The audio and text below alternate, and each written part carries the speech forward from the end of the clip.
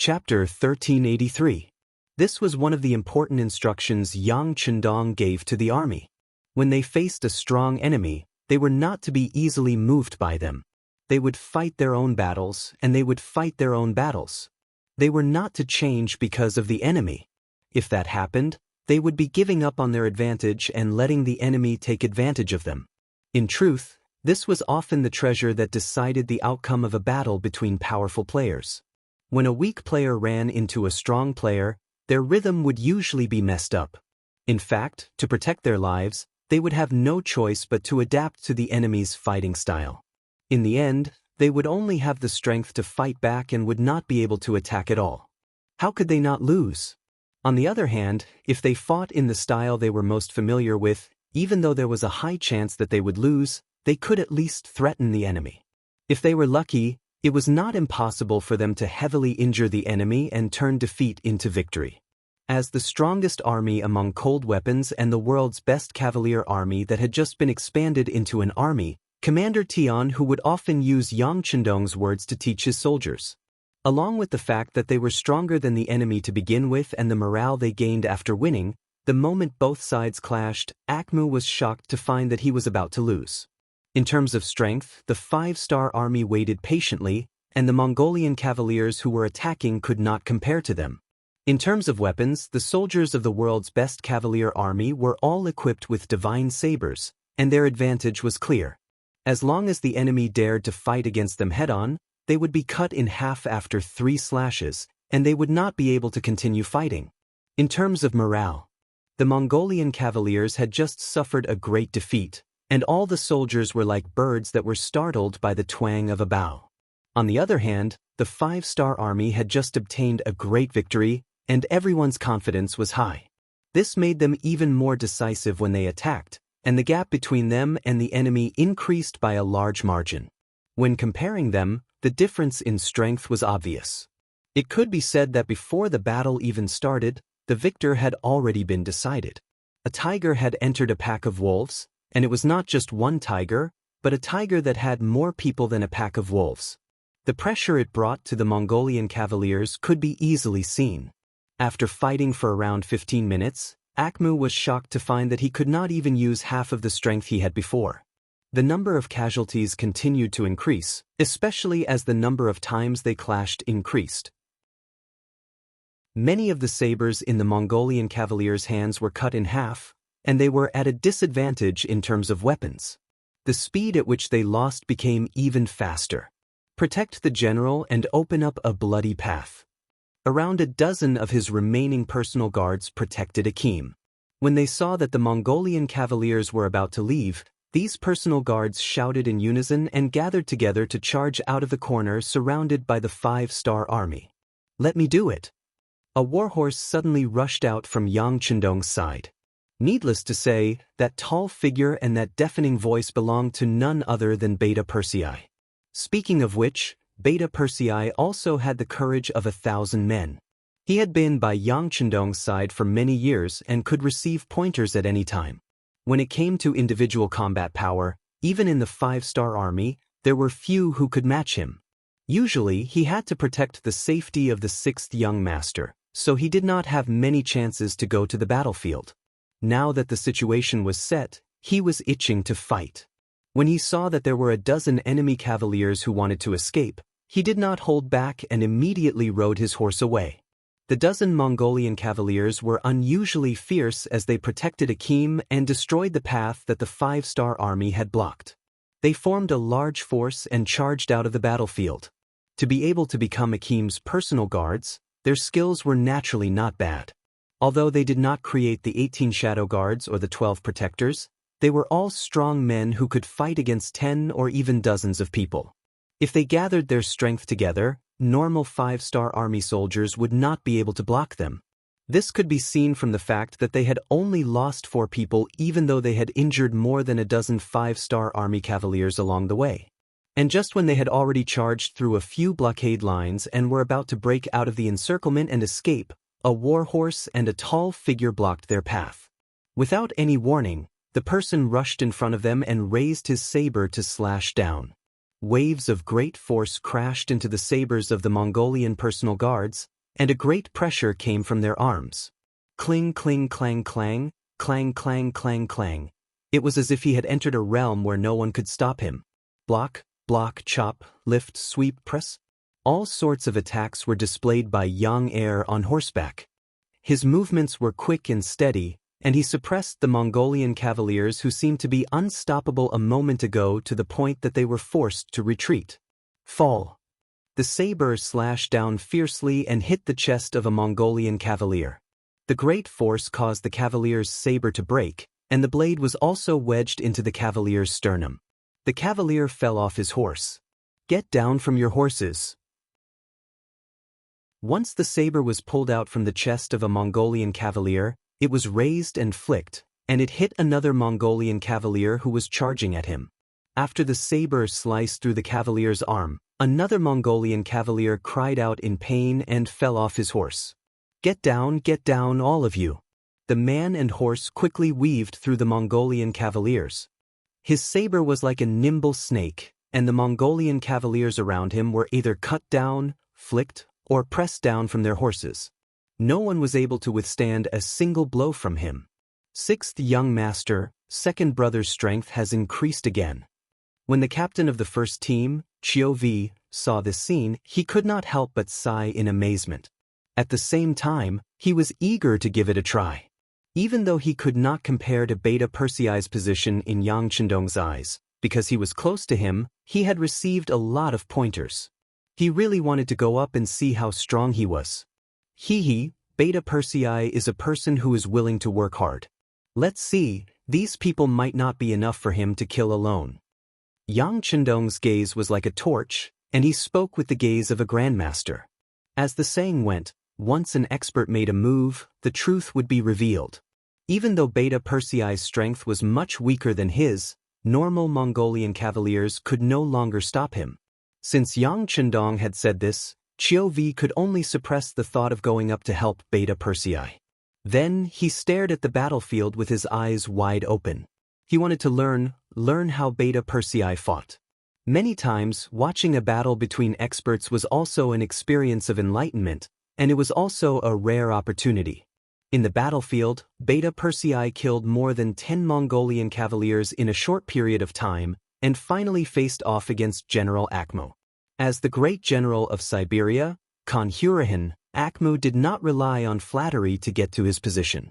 He was a person with real instincts. Before he met the 5-star army. It should be said that before he fell into the trap tonight, Akhmu was very arrogant. In his eyes, the Han people were as weak as sheep. They were not even as weak as the Russians who dared to resist them from time to time. Since the 5-star army was mainly made up of Han people, there was no such thing as being strong or powerful. As long as he arrived with the army, one charge would be enough to scare the opponent. Then, it would be the autumn wind sweeping away the fallen leaves, and the pursuit of the enemy would be a great victory. It was precisely because he thought that everything was too simple and too easy. When he found out that he was surrounded, Akhmu was shocked. He finally knew that the Han people he faced this time were different from the Han people in the past. They had some ability. However, this ability was nothing more than relying on schemes and trickery to win. If it was face to face, blade to blade, he was confident that he would be able to beat the crap out of these Han people. As a result, there was the scene of him leading the army to counterattack. Then, the confidence in his heart was thrown away one by one. What did they mean that he accidentally fell into a trap? What did they mean that the Han people were weak and easy to bully? Right now, Akhmu only wanted to kill all those who had spread the news. If the Han people were easy to bully, then who was the one who beat him up? After failing time and time again, breaking through the bottom line of his heart, Akhmu no longer had the heart to fight against the 5-star army. This was because he found that even if there were no schemes or traps, he would not be able to gain any advantage against the 5-star army. The only difference was that the other party would have to pay a higher price. However, the result of the battle could not be changed. He would definitely lose and the Han people would win. If he could escape this time, Akhmu would definitely tell Great Khan Hurahan to retreat as far away as possible from the 5-star army. The Han people were simply devils, executioners who killed without batting an eyelid. On the contrary, they were like clowns who did not know the immensity of heaven and earth. They were so ignorant, so arrogant, and so reckless. However, it was clearly too late for him to think of all this at this time. At this time, Akmu was already a little scared. If it was possible, if he was not a great general, perhaps he would choose to surrender in order to survive. However, at this time, he had no other choice. With the trust and support that Hulahin had given him over the years, even if he had to fight to the death, he would not say a word about surrendering. Young Heir's chest heaved up and down as he went on a killing spree. After all, he had killed and injured more than a dozen people, so his physical strength was somewhat depleted. Even so, when facing Akmu, he was still full of pride and said, "Seeing that you are still a general, I will give you a chance. If you don't want to die, surrender." Different from the cloth armor that the other Mongolian cavalry wore, Akmu wore metal armor. Moreover, it was not the half-metal armor that normal soldiers wore. Instead, it was a full metal armor that protected his body. Just based on this, his identity should not be simple. Beta Persei wanted to capture this person alive. It would be a great achievement.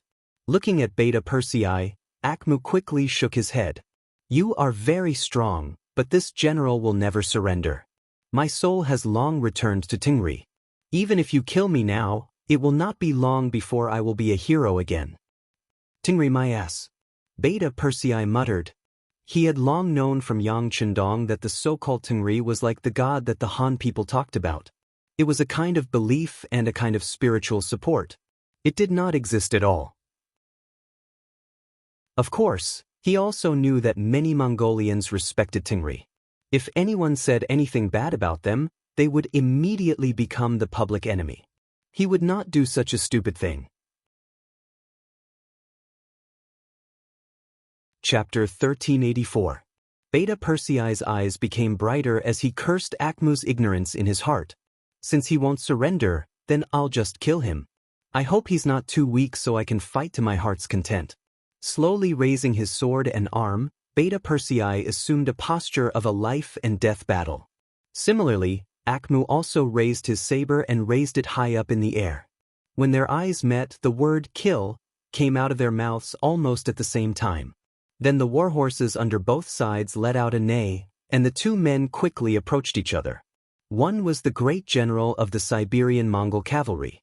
He held a high position, was unusually brave, and had experienced hundreds of battles. The other was the leader of the 5-star army. He was a close subordinate of Yang Xie's leader, Yang Chendong. He had extraordinary strength and the power of his sword was mighty. The so-called strongest of the strongest referred to them. In the process of rushing, when the warhorses crossed, the two sabers quickly collided and separated in an instant. In the first round, they were evenly matched, and it looked like they were evenly matched. After galloping for a distance, the two men turned their horses around and stared at each other. After the exchange, the two men didn't seem any different from before. But if one looked carefully, they could still see the differences. For example, Beta Persei's indifferent face, the tension in Akmu's eyes, and his slightly trembling right arm. With the advantage of the weapon, Young Heir, who was holding the heavenly saber, could release all of his strength to the maximum when fighting. He didn't have to worry about the weapon breaking down. In contrast, Akmu couldn't do the same.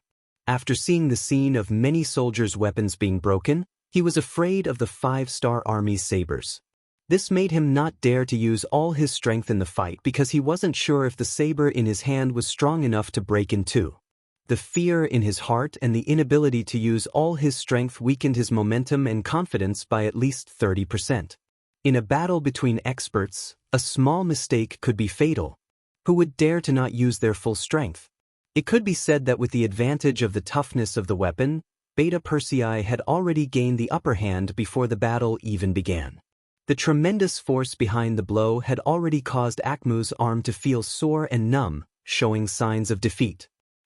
You and I had a fair fight. How delightful. Again. Beta Persei laughed heartily as he felt the exhilaration of releasing his power. After a loud shout, he urged his horse forward. "Fair my ass." Akmu cursed in his heart. Due to the disadvantage of his weapon, he didn't dare to use his full strength. Naturally, he couldn't display his full strength. Now that he saw Beta Persei rushing over again, he had no choice but to bite the bullet and charge forward.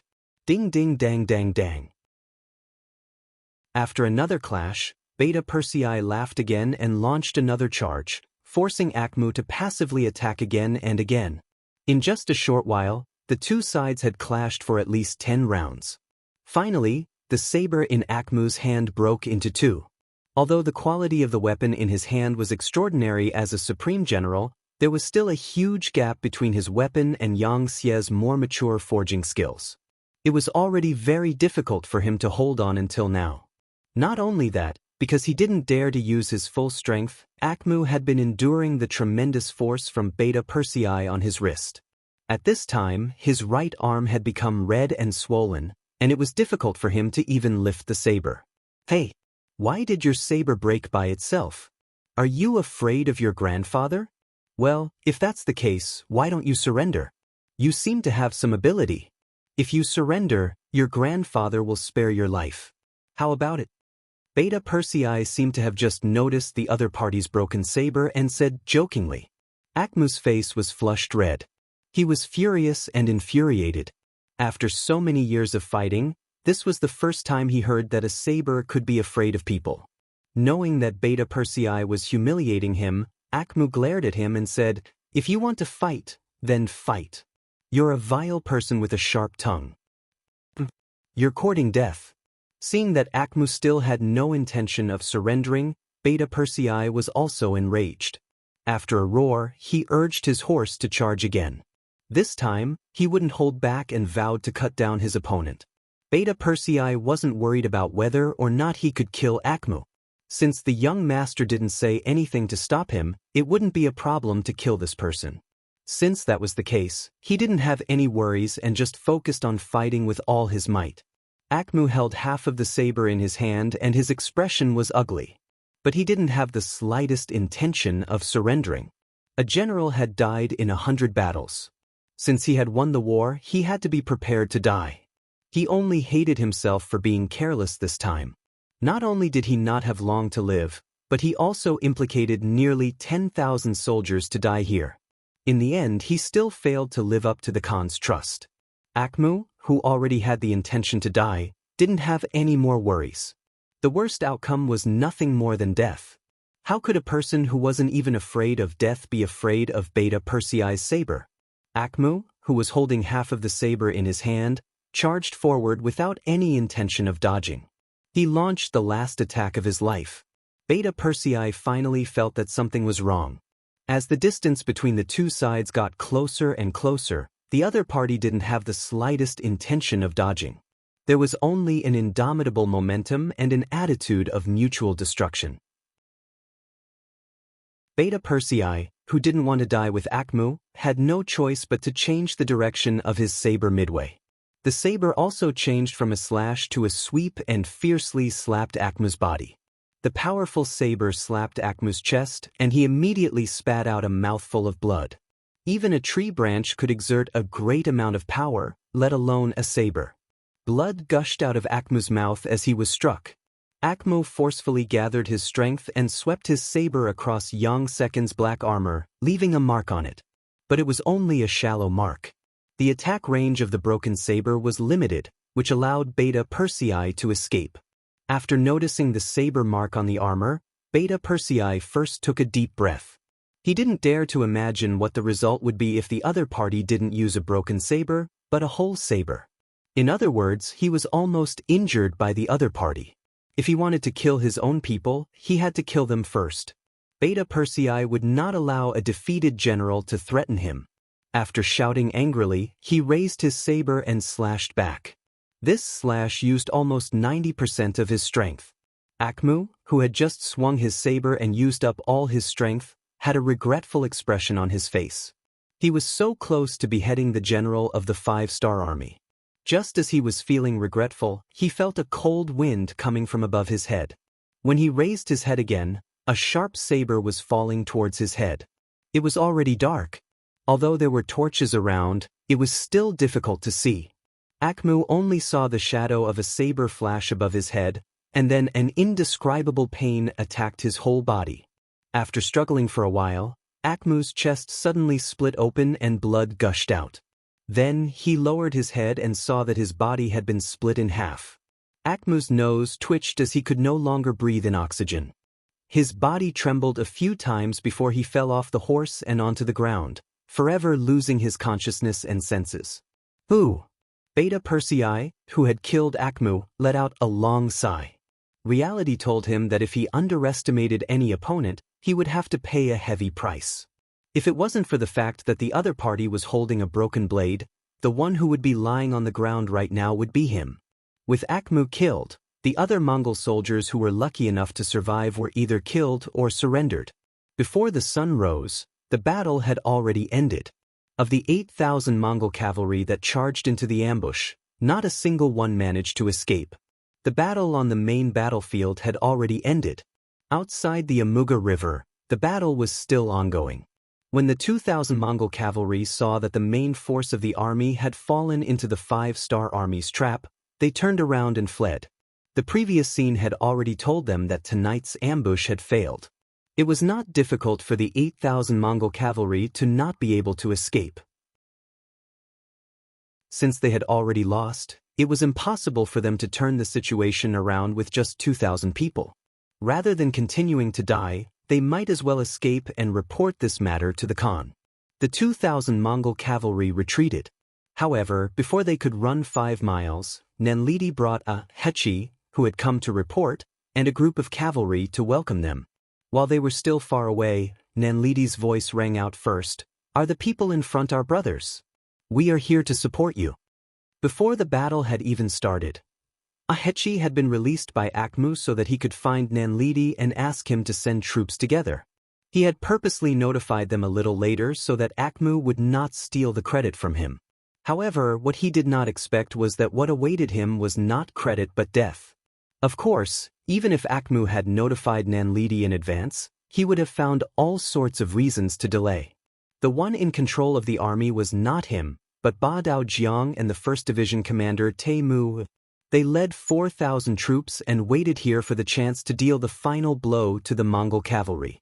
When the flames in the camp soared into the sky, the 4,000 cavalry finally moved. They galloped all the way and killed any fish that fell into the net. The 2,000 Mongol cavalry that had escaped were unfortunately stopped by them. After losing contact with their commander, the 2,000 Mongol cavalry were defeated by a wave of 5-star army. The cavalry fled in all directions and rushed into the surrounding forest. With Tian Yi and Lin Duo, even 40,000 cavalrymen would not be able to surround the entire area, let alone 4,000 cavalrymen.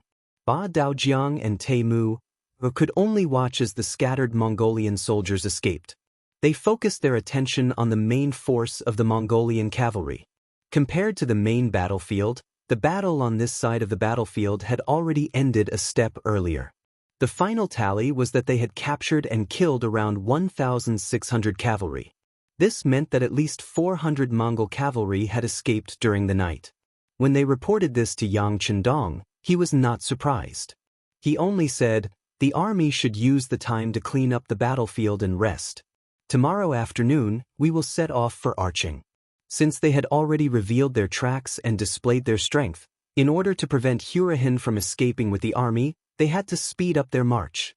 Even so, Yang Chendong did not have the confidence to kill all the enemies. This was caused by the environment. The Far East region was filled with forests, lakes, and mountains.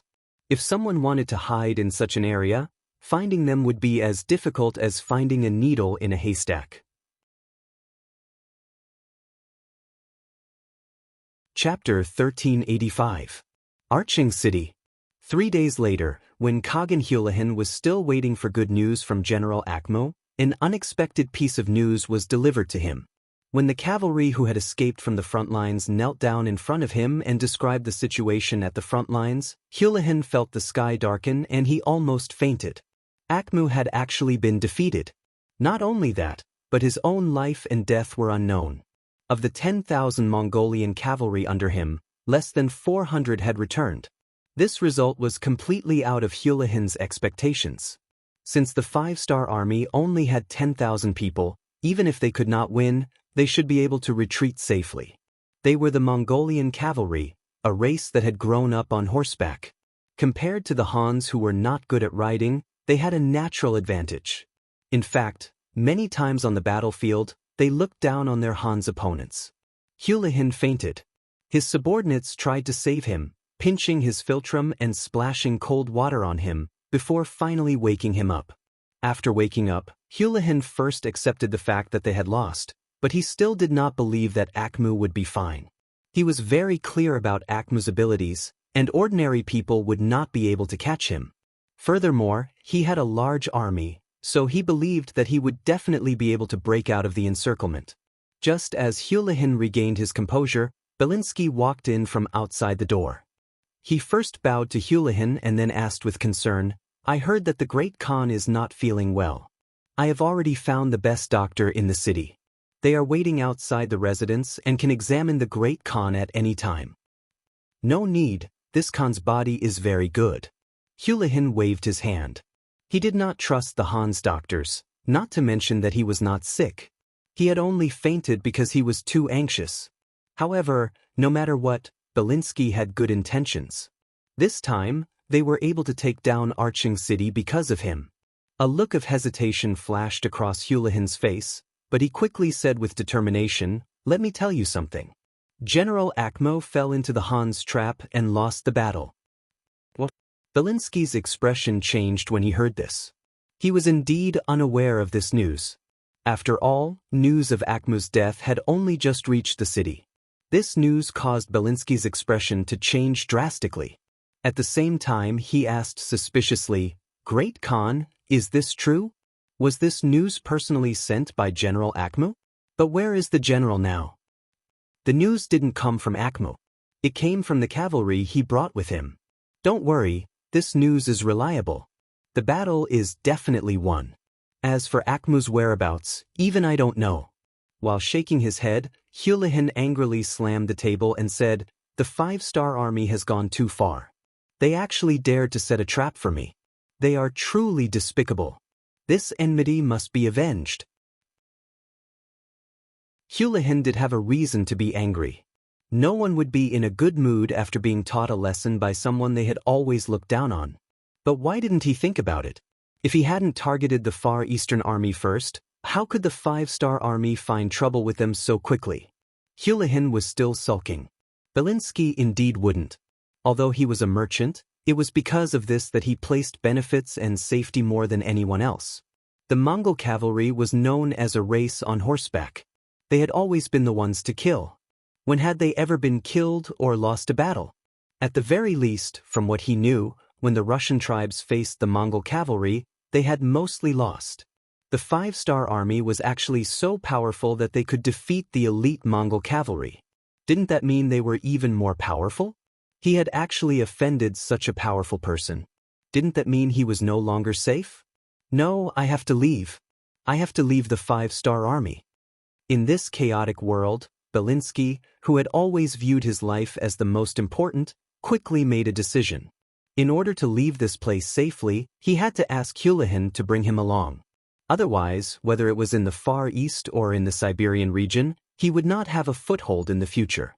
Belinsky, who had made up his mind, looked at Hulahin and organized his words before saying, "Great Khan, the 5-star army is so powerful. We shouldn't fight them head-on." "HM? What? Do you really think this Khan is afraid of them? This time, they only defeated Akmo because they schemed. Even if they can win, they must have suffered heavy losses. Now, this Khan still has more than 15,000 elite cavalry. This Khan is still confident that we can defeat them." Hulahin wouldn't admit defeat so easily. Although his bloodline wasn't pure and he couldn't be considered a member of the Golden family, he was still a descendant of Genghis Khan. He was still very proud in his bones. Seeing that Hulahin was still so stubborn, Belinsky scolded him for being stupid in his heart. On the surface, he had to put on a serious expression and said, "The Great Khan's might is naturally not something that the Han people can match. However, the problem now is that not only do we have the 5-star army as our enemy, We also have the Far Eastern Army behind us. Previously, we were unprepared and caught them off guard, so they had no choice but to hide. However, now that their reinforcements are here, they will definitely jump out and become enemies with the Great Khan.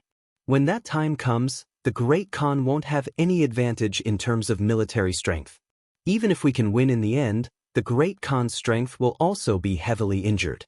In that case, if other forces enter this place, what will we use to defend against them? Hulahan wanted to say that as long as he was here, they wouldn't be defeated by the 5-star army.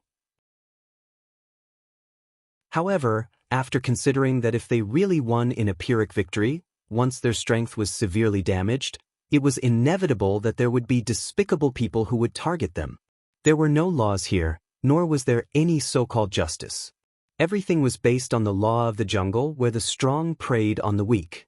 If they didn't have enough strength, then they deserved to be bullied. Hulahan wouldn't watch his strength be damaged and be looked down upon by others. If that was the case, what was the use of occupying Arching? Thinking of this, his thoughts of fighting to the death with the 5-star army couldn't help but waver.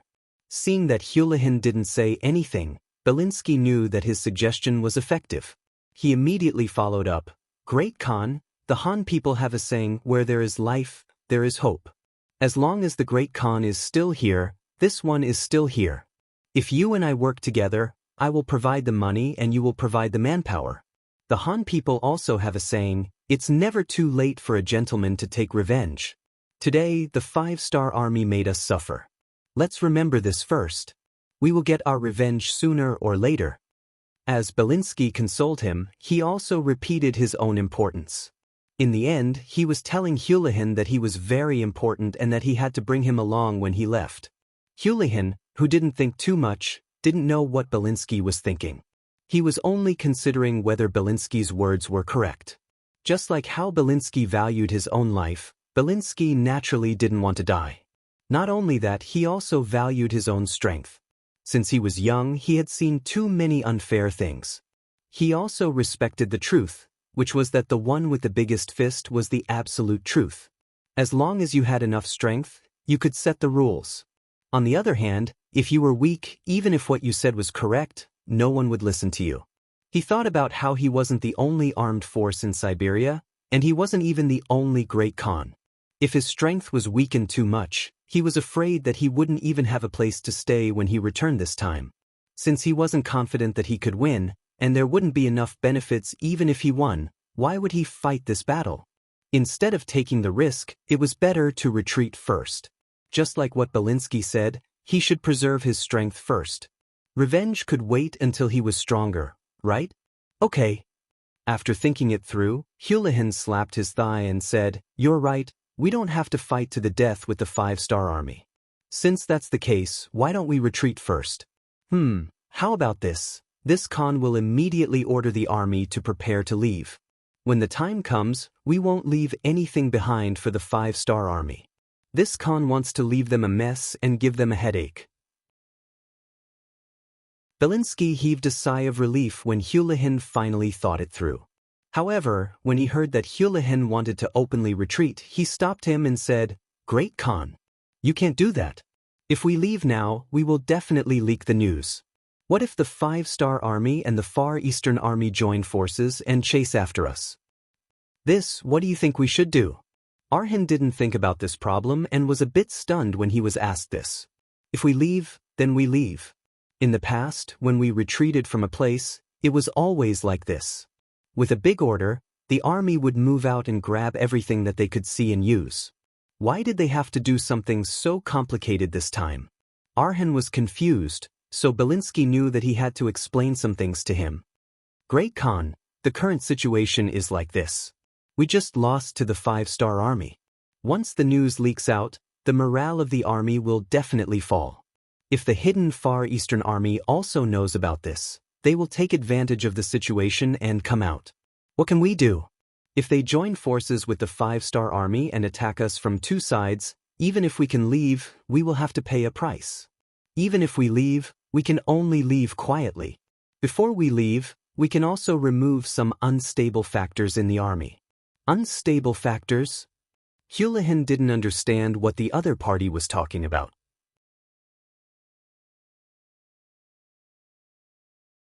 Chapter 1386.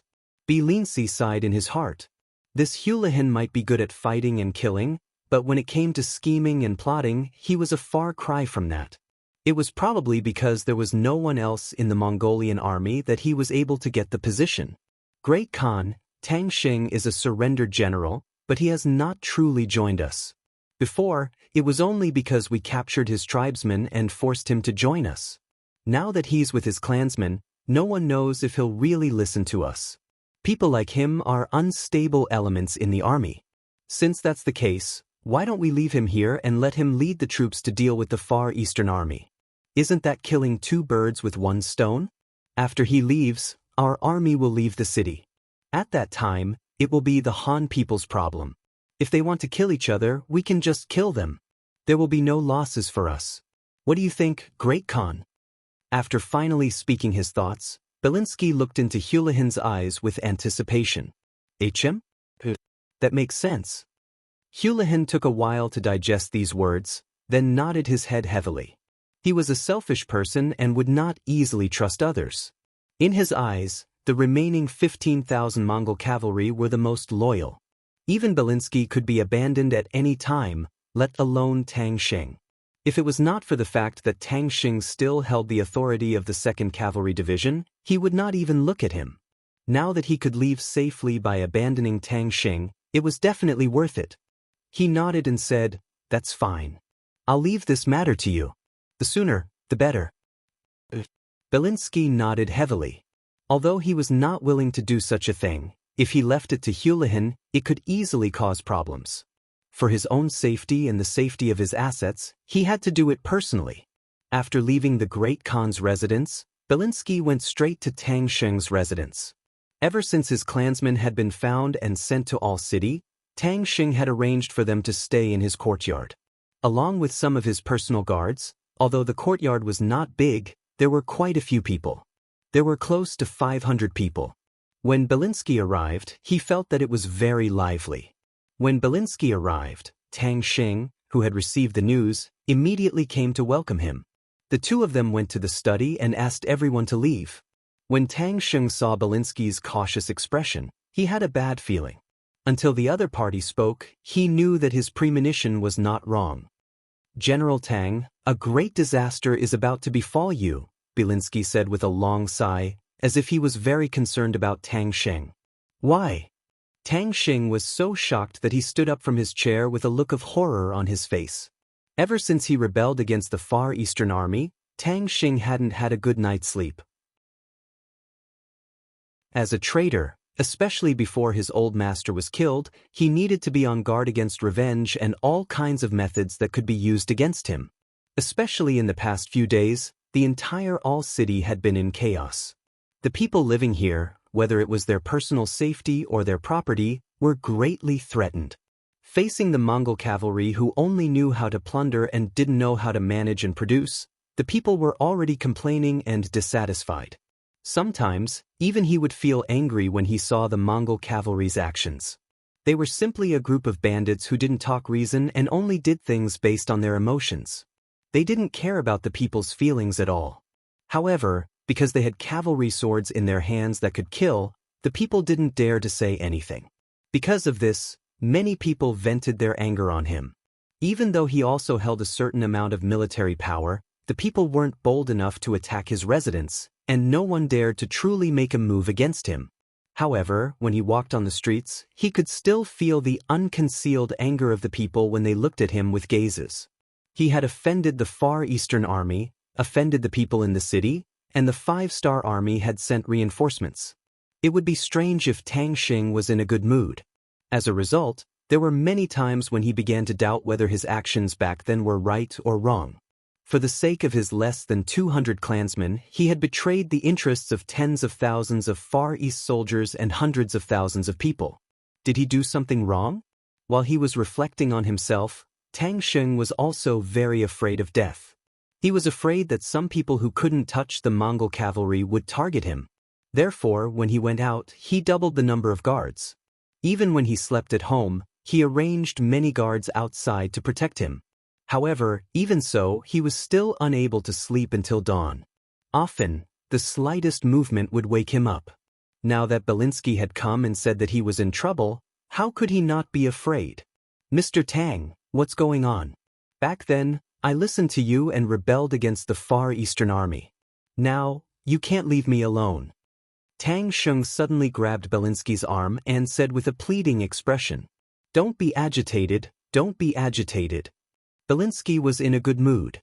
Originally, he thought that it would take some effort to scare Tang Sheng. But now, it seemed that he was simply a bird that was startled by the twang of a bow, so the following things would be much easier. After patting Tang Sheng's arm and making a comforting gesture, Belinsky frowned. After thinking for a while, he said to Tang Sheng, who was listening seriously, "General Tang, I'm sure you can tell that the Khan is a suspicious person. He doesn't really trust you, right?" Tang Sheng nodded. Half of his blood was Han Chinese. Just based on this, it would be extremely difficult to make Hulahin trust him. "Yes, the Khan is somewhat suspicious of you. Previously, someone went to the Khan and complained to him, saying that you only surrendered to the Khan on the surface, but secretly had other thoughts and that you were still in contact with the Far Eastern Army." "No, absolutely not." Tang Sheng, who had just sat down, suddenly stood up again with a thump. His face was red. This time he was really anxious. The feeling of being wronged was not good. He would never admit to something he did not do. "Don't worry, your subordinate will speak, your subordinate will speak." Belinsky comforted him again, then said, "I absolutely trust the general. You have already stabbed the Far Eastern Army. How could you still be in contact with them? I also went to the Khan about this matter and told him that you are innocent." Thank you, thank you." Tang Sheng wiped the sweat on his forehead and said gratefully, "Don't thank me. In fact, this matter is not over. I only temporarily dispelled the Khan's suspicion of you. If you want the Khan to completely believe you, you still need to do something." Belinsky began to lead the topic to the trap. Sure enough, when he heard that there was a solution, Tang Sheng asked with a face full of curiosity, "Please teach me, Mr. Tang." "I can't say that I'll teach you, but if the general can lead the troops to deal with the Far Eastern Army, wouldn't that be the best way to prove yourself? At that time, once you can capture the Far Eastern Army's commander, or even severely injure the Far Eastern Army, who would dare to doubt you? At that time, not only will the Khan completely trust you, it is also possible that he will give you great power." When he heard that he had to become enemies with the Far Eastern Army, Tang Sheng's face immediately turned ugly. When Belinsky instigated him to rebel, he said that it would be best if he could capture Qinbo. If he couldn't, he only needed to open the gates of Arching.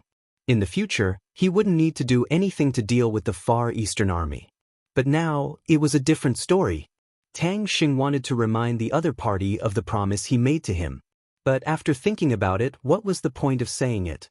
Right now, Hulahin didn't trust him. If he didn't quickly solve this problem, who knew when the Mongolian cavalry would visit his home? If that happened, would he and his clansmen still have a way to live? There was no choice. It wasn't a matter of whether he was willing or not, but he had to do it. Otherwise, a disaster would be right in front of him. Phew. Tang Sheng exhaled. His face didn't look good, but there were still some things that needed to be said and some promises that needed to be made. "Mr. Tang, since doing this can eliminate the Khan's suspicion of me, I will lead the troops to deal with the Far Eastern Army." Belinsky was very happy that Tang Sheng agreed so easily. But in order to make sure that the other party didn't do nothing, he continued to promise, "That's good. If that's the case, no one will be able to slander the general. That's right. The general only needs to lead the troops. I will ask the Khan to send troops to help you. When the time comes, we will deal with the Far Eastern Army and have done a great service. I hope the general won't forget my contribution." Of course. Tang Sheng was relieved when he heard that the Mongolian cavalry would help him. He had hidden many spies in the Far Eastern Army. Those people were like him, not pure Han people. They wouldn't be loyal to the Far Eastern Army. With these spies and the help of the 2nd Cavalry Division and the Mongolian soldiers, it wouldn't be difficult to deal with the Far Eastern Army that had already been discovered. Tang Sheng agreed and personally sent Belinsky out of the residence with a look of gratitude. At the same time, he promised that he would gather the troops now and leave the city tomorrow morning to find the Far Eastern Army. Good news would come soon. Tang Sheng didn't know that he had been completely used by Belinsky and abandoned by Hulahan. He had become an abandoned pawn and had to cover for the Mongolian army's departure. It could be said that he had made the best use of everything.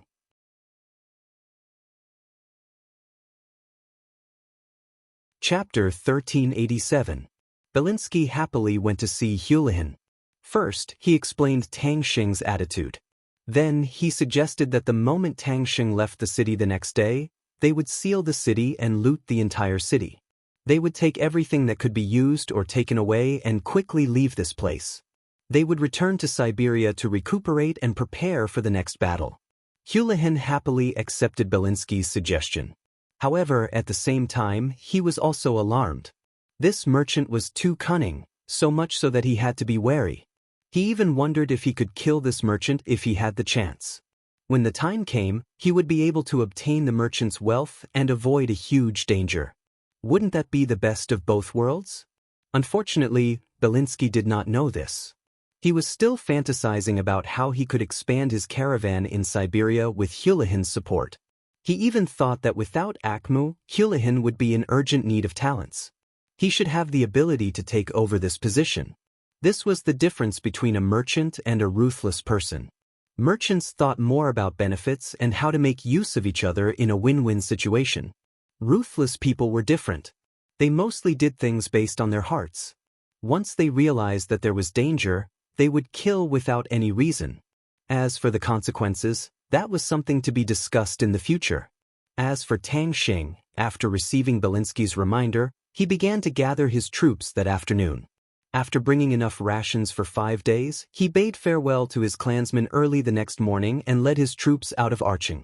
Not long after he left the city gates were closed. At the same time, they began to loot. In order not to attract attention, there was no fire in the city. Everything that could be looted was looted, and those that could not be taken away were smashed. For a time, the city was in a mess. Even General Tang Sheng's residence did not escape. Belinsky personally led the army to charge in, and then there was a round of looting. Tang Sheng was a division commander. When he chased Chenbo and the others away, he took a lot of good things. Now they were all in the treasury. Now, Belinsky had benefited from them. When they saw the boxes of good things being carried out of the Tang residence, the clansmen who stayed behind to guard the residence could not take it anymore. They all went forward to stop these actions. This made Belinsky unhappy. Since he had decided to go all the way, he gave the order and the Mongol cavalry began to kill.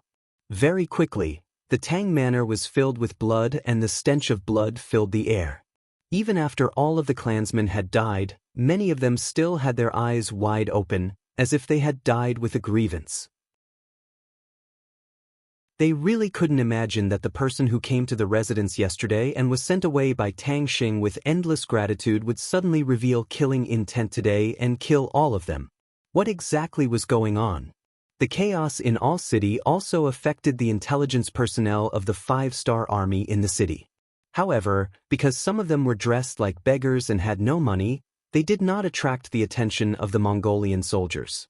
When the situation in the city became more and more chaotic, the intelligence personnel used a new battery that had just been sent into the city to turn on the radio and broadcast the situation outside. At this moment, Yang Chendong was leading his army towards Arching. At this time, the number of troops had reached nearly 20,000. Apart from the 10,000 soldiers, there were also many Mongol captives as well as many Russian clansmen nearby. 3 battles, 3 victories, and Yang Chendong used his actions to prove the strength of the 5-star army. He also attracted the respect of some hot-blooded Russians like Nikolaev. They had even expressed their desire to join the 5-star army. Once they entered Arching, they would be able to achieve their wish. This was Yang Chendong. No matter what the situation was, he could always make the troops grow like a snowball. In the end, they would become a colossus that would strike fear into the bones of all his opponents. As the army was advancing, the intelligence report from Arching was sent over. When the telegram was sent to Yang Chendong, His first thought was that the enemy was about to run. Tell Commander Tian Hu to come over immediately. The target had been exposed, so it was time to start a fire. Under the constant cooling, Chen Bo fell into a deep sleep once again. This time, it was different from the past. Chen Bo had really fallen asleep. His breathing was steady, and his body's vital signs were also constantly recovering. It was only a matter of time before his body fully recovered. As for the military matters of the Far Eastern Army, before Chen Bo fell asleep, he gave all the power to Commander Daikwa. As the person who followed Yang Chendong to the Far East, Daikwa had seen the strength of the five-star army. His loyalty to Yang Chendong was not something that the other commanders could compare to. Chen Bo was relieved to give the power to this person. After Daikwa obtained the military power, the first thing he did was to take out the tiger talisman that Chen Bo gave him. He sent someone to inform the 3rd Cavalry Division and the 5th Cavalry Division. He also allowed Commander Kong He to return to the army and lead the 2nd Cavalry Division to gather at the military headquarters. Even if there are unstable elements in the army, it should only be a small part. It is time to expose them. Commander Dai Kuo waved his hand and gave such a military order. There was nothing to be afraid of if there were pustules in the body. What was scary was that they did not dare to squeeze them out. Doing so would only make the problem worse. Since the 6th young master had already arrived with the army, even if these people jumped out, they would not be able to do anything. What was there to be afraid of? Out of his absolute trust in Yang Chendong, Dai Kuo let the army assemble without worry. He wanted to see who would jump out and who would court death. At the same time, he also sent a report to Yang Chendong, informing him that the Far Eastern Army was not very stable and asking for reinforcements. Yang Chendong had thought a lot about the problem of the Far Eastern Army on the way here. Considering that he was entering alone, in order to expand the army, the political review of the source of soldiers was not so strict. As a result, there were all kinds of people mixed in. This was something he could understand. But understanding was not giving in. They ate his food and took his salary, but they wanted to rebel against his master. If he did not punish them well, where would the justice be? He handed over the task of getting rid of the traitors to Beta Persei and allocated 1,000 men from the 2nd Battalion of the Black Cavalry and 2,000 men from the 1st Cavalry Army. He wanted to deal with the unstable elements in the army with a thunderous force. Since he came to the Far East, a fortress like the first city would definitely be built here. After Beta Persei received the order, he quickly left with the army after Tian Hu left. Yang Chendong led the rest of the army straight to Arching. It was already chaotic there. The earlier they arrived, the earlier they could end the chaos there. After Dai Kuo received Yang Chendong's reply, he was full of confidence. The stage had been set up, and the next step was to see how those people with bad intentions would act. Tang Sheng brought more than 8,000 men from the Far Eastern Army's 4th Cavalry Division to the military forest where Chen Bo was. What made people speechless was that this army was still wearing the military uniform of the 5-star army. This was also a helpless move. Although they surrendered to the Mongolian army with their division commander, the other party was too poor. They were so poor that they did not have any uniform at all. They had no choice but to gather here wearing the old military uniform. Wearing the military uniform of the 5-star army, they were now going to fight the 5-star army. The sarcasm was very obvious. The direct experience was that the morale of the soldiers of the 4th Cavalry Division was very low. Most of the soldiers' faces flashed with confusion. Not everyone was as ungrateful as Tang Sheng. These soldiers were all from poor families, and many of them were Russian men who had been bullied by the Mongolian cavalry. It was Chen Bo who had built Al City after arriving in the Far Eastern region. He gave them food to eat so that they would not starve to death and did not have to worry about their safety. Although Chen Bo didn't bring the families of these soldiers to All City for the sake of the overall stability of the situation, causing them to have a lot of worries in the future. However, their monthly wages were not little, and they were never late. With this money, they could buy some things in the city to support their own tribes. This was already something that made them feel very proud. Many warriors were still thinking that when the boys in their tribes grew up to be men, They would bring them to All City to join the army, so that they could better support their tribes. However, they did not expect Tang Xing to betray them. When they received the news, many of the soldiers could not understand, and no one was willing to rebel with him. However, it was at this time that Tang Xing stood up, saying that once they and the Mongolian army took over Al City, they could bring their tribes into the city and live a good life together. It was because of this that the soldiers were appeased, and they had no choice but to stand together with their enemies, the Mongolian cavalry. Tang Xing had indeed kept his promise. After successfully chasing Chen Bo out of Al City, he agreed to let the soldiers bring their tribes into the city. However, what no one expected was that the current arching was no longer the arching of the past. The city had long since fallen under the control of the Mongol army. The series of measures that General Chen Bo had set for the citizens had all disappeared, and no one followed them. There were many smashing, killing, robbing and pillaging within the city, and sometimes it was even more chaotic than outside. Under such circumstances, who would bring their own tribes into the city? Wouldn't that be like sending sheep into a tiger's den? It was also at this time that Tang Xing stood up again, saying that the chaos would end soon. As long as the Mongols weren't stupid, Al City would return to peace. Everyone just needed to wait patiently, and Al City would become a true refuge for everyone. In order for this day to come sooner, they needed to eliminate the Far East Army first. They had to get rid of this big problem first. It was under such circumstances that the 4th Cavalry Division left Al City, following Tang Xing to 50 miles north of the city. They acted as if they were going to attack the Far Eastern Army headquarters. Tang Xing, who had just arrived, met up with the Mongol commander, Uru, and learned that the Far East Army, which had been hidden for many days, was gathering here. Uru welcomed Tang Xing's arrival very much. There were only 2,000 Mongolian cavalry here. Although they felt that their fighting strength was not bad, the Far Eastern Army was said to have tens of thousands of soldiers. In terms of numbers, the difference was still too great.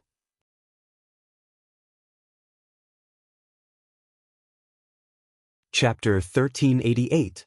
Tang Xing's arrival was not just a matter of increasing the number of soldiers by nearly 10,000. This person was once a division commander of the Far East Army and had many old friends in the army. If this matter was handled well, turning an enemy into a friend, how much help would he gain? General Tang, we will launch the attack tomorrow. When the time comes, both sides will be at the foot of the mountain. I hope that the general can use his glib tongue to gain merit before the battle. At that time, I will truthfully report everything I see to the Khan. Ulu said with a fake smile on his face. He was reminding and also warning Tang Xing that tomorrow's battle was very important and that he must do his best. Your praise will also be known to the Khan. You must not miss such an opportunity to gain merit. Yes, this general understands. Tang Xing cupped his fists and said with a very humble attitude.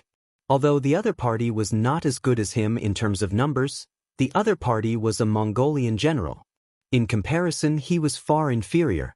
He had no choice but to flatter the other party. Ulu left the tent, leaving Tang Xing behind to think about some information about the officers of the Far Eastern Army. If he wanted to persuade those people before the battle, he had to do some homework in advance. This battle would also determine his position in Hulahin's heart. He did not dare to be careless in the slightest. Of course, if he knew that Hulahin had already abandoned him and fled, and that his mansion in All City had long been robbed by the people he trusted, Belinsky, and the people he regarded as his life had also been killed, he probably would not have such thoughts now. At the same time, in the headquarters of the Far Eastern Army in the mountains, Dai Qua also contacted Beta Persei's reinforcements who had arrived at the periphery. When he knew that Beta Persei was already outside the mountains with 4,000 cavalry and could appear at any time, Dai Qua's heart was greatly relieved. He also began to look forward to the arrival of dawn. He wanted to see how many disloyal people there were in the army. He could take advantage of this opportunity to take them all down. The night would eventually pass. On the morning of the second day, both armies began to gather outside their respective tents as if they had discussed it beforehand. Both sides had their own thoughts, but with the same goal, they did not fight to the death right from the start. Instead, they arranged themselves in a formation, looking like they wanted to use their power to suppress the other party. The Mongolian army had over 10,000 cavalry. Adding the 3 divisions of the Far Eastern Army and 20,000 cavalry, they had over 30,000 cavalry. Fortunately, the open space under the mountain forest was not small. But even so, from afar, all kinds of flags fluttered high up in the sky and stood in all directions, giving off a boundless and endless feeling. It took nearly 4 hours, starting from dawn until the sun was high in the sky. Finally, the armies of both sides were in formation. Then, it was time for the commanders of each side to take the stage. As for the 5-star army, Chen Bo was still recovering, so he did not appear. The one who replaced him was Daikwa. This was enough to show his authority from the fact that Chen Bo's guard captain, Xia Qian, appeared beside him. Other than Daikwa, the 2nd Division's commander, Kong He, the 3rd Division's commander, Shi Xiaolin, and the 5th Division's commander, Wu Ba, all appeared with their respective cavalry. But what was interesting was that these 3 divisions were not gathered together. They maintained a certain distance between each division, giving off a sense of vigilance. In comparison, the Mongol army only had Tang Xing, Ulu, and a few other generals at the front, and their numbers were much lesser. But the advantage was that they seemed to be united. More importantly, Tang Xing was going to recruit them. This was the most important thing. This was because if this matter was done well, the military strength and morale of both sides would decrease while the other side would increase. It was even possible for there to be a reversal. After both sides were in formation, Tang Xing rode out under General Ulu's signal. In the sudden silence of both camps, this action was too eye-catching no matter how one looked at it. As Tang Xing leaped out of the formation, all kinds of discussions began to spread uncontrollably below.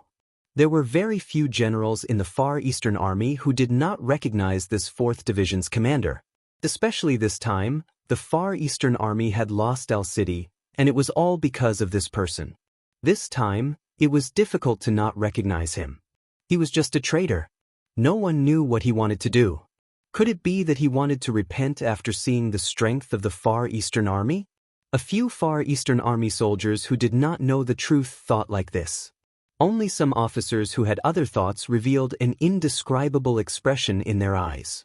It was unknown whether they were happy, hesitant, or hesitant. Before Tang Xing spoke, they probably hadn't made a final decision. Commander Dai, the traitor Tang Xing has come out. Please allow this general to kill him. The head of the guards, Xia Qian, glared at Tang Xing and clenched his fists when he saw him gallop out. His eyes were filled with hatred as he spoke.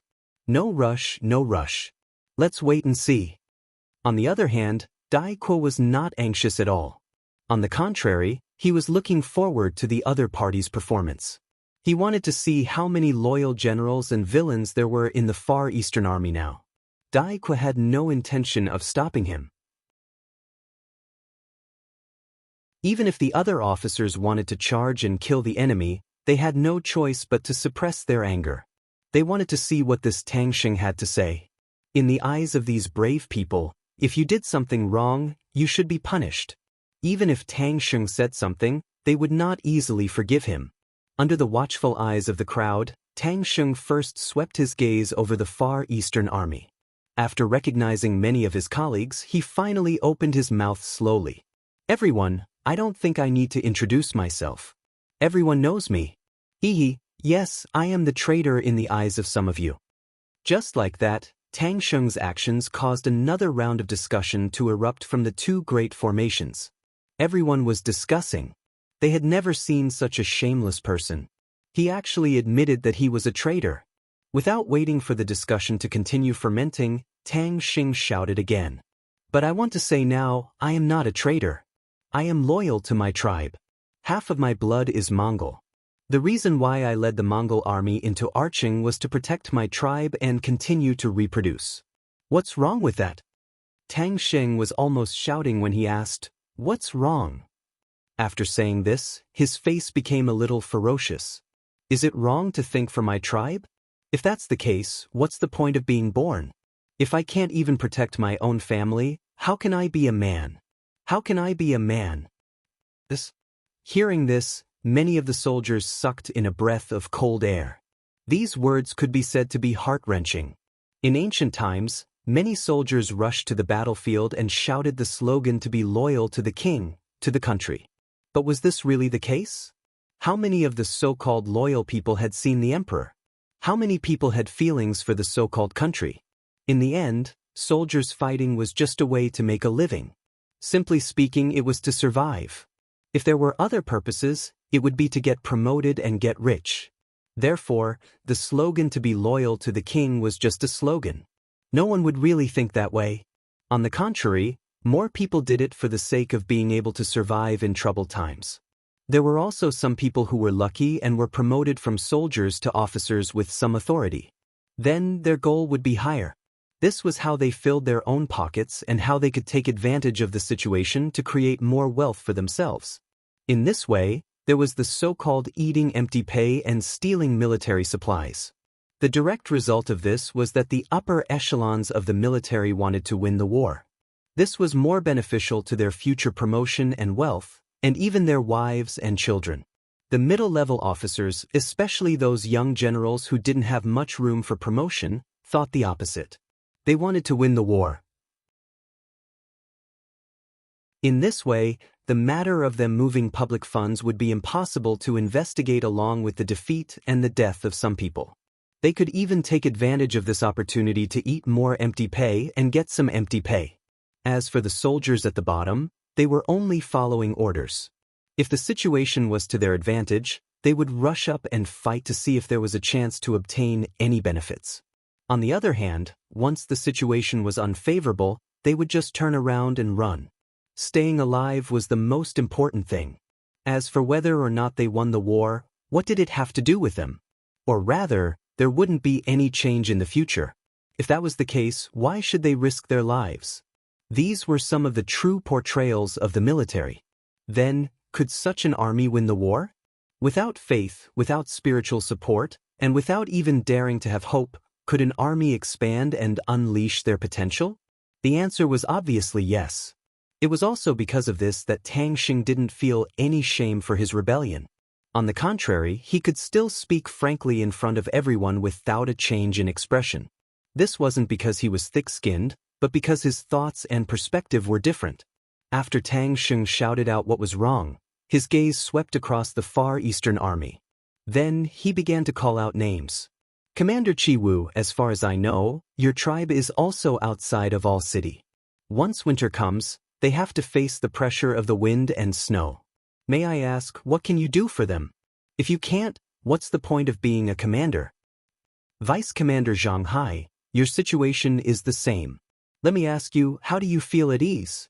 Battalion Commander Li Dei, I heard that 3 of your tribesmen have already frozen to death in the heavy snow this winter. Don't tell me you want to continue with the 4th and 5th? Tang Xing was calling out names. It wasn't targeted at a specific division. It was completely random. He would call out the name of whoever he saw. There were people in a few divisions who were called out.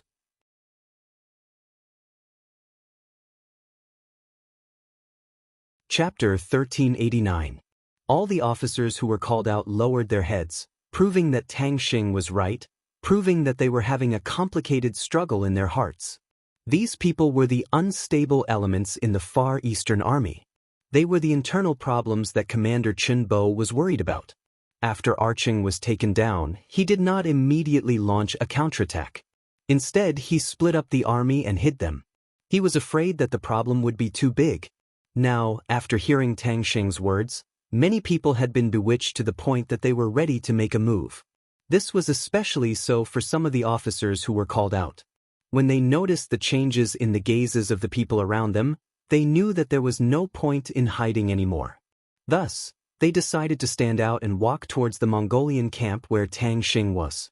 Some of them did not only bring a single officer, they also brought their brothers and soldiers with them as they walked towards the Mongol cavalry camp. Stop them! Xia Qian saw that the situation was about to turn bad and quickly shouted. At this moment, Kong He and the other 3 division commanders also looked over. They looked at Dai Qua, who was still riding on his horse calmly. Under everyone's gaze, Dai Qua slowly raised his right hand and said calmly, "Don't stop them." Their hearts are no longer with the 5-star army.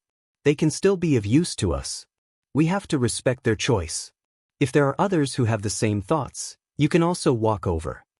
Not only did he not stop them, he even supported them. This made everyone confused. Tang Sheng also saw Dai Qua's actions and laughed. He then said, I didn't expect General Dai Qua to be such a reasonable person. However, I don't know if you have the same thoughts. You can come over as well. Don't worry, with this general here, I will ensure your wealth and glory. Tang Sheng was actually persuading Dai Qua to surrender. When Xia Qian heard this, he couldn't help but reach for the scimitar at his waist. He was even prepared to kill Dai Qua if Dai Qua really dared to do that. He would never allow anything to happen to the Far East army that the commander had single-handedly created. Dai Qua also did not expect such a move. He noticed that there were roughly 3,000 people from the Far Eastern army who had walked out and joined the Mongol army. Although there were still some people who looked hesitant, they didn't do anything out of line. These people could still be won over, so he thought it was time to stop. While Tang Sheng was comforting him, he said, Glory and wealth. Ha, Tang Sheng, are you joking with me? Since Dai Qua had responded, Tang Sheng was naturally delighted. He was afraid that the other party wouldn't say or do anything. If that happened, he wouldn't know where to start. But once the other party opened his mouth, his opportunity appeared.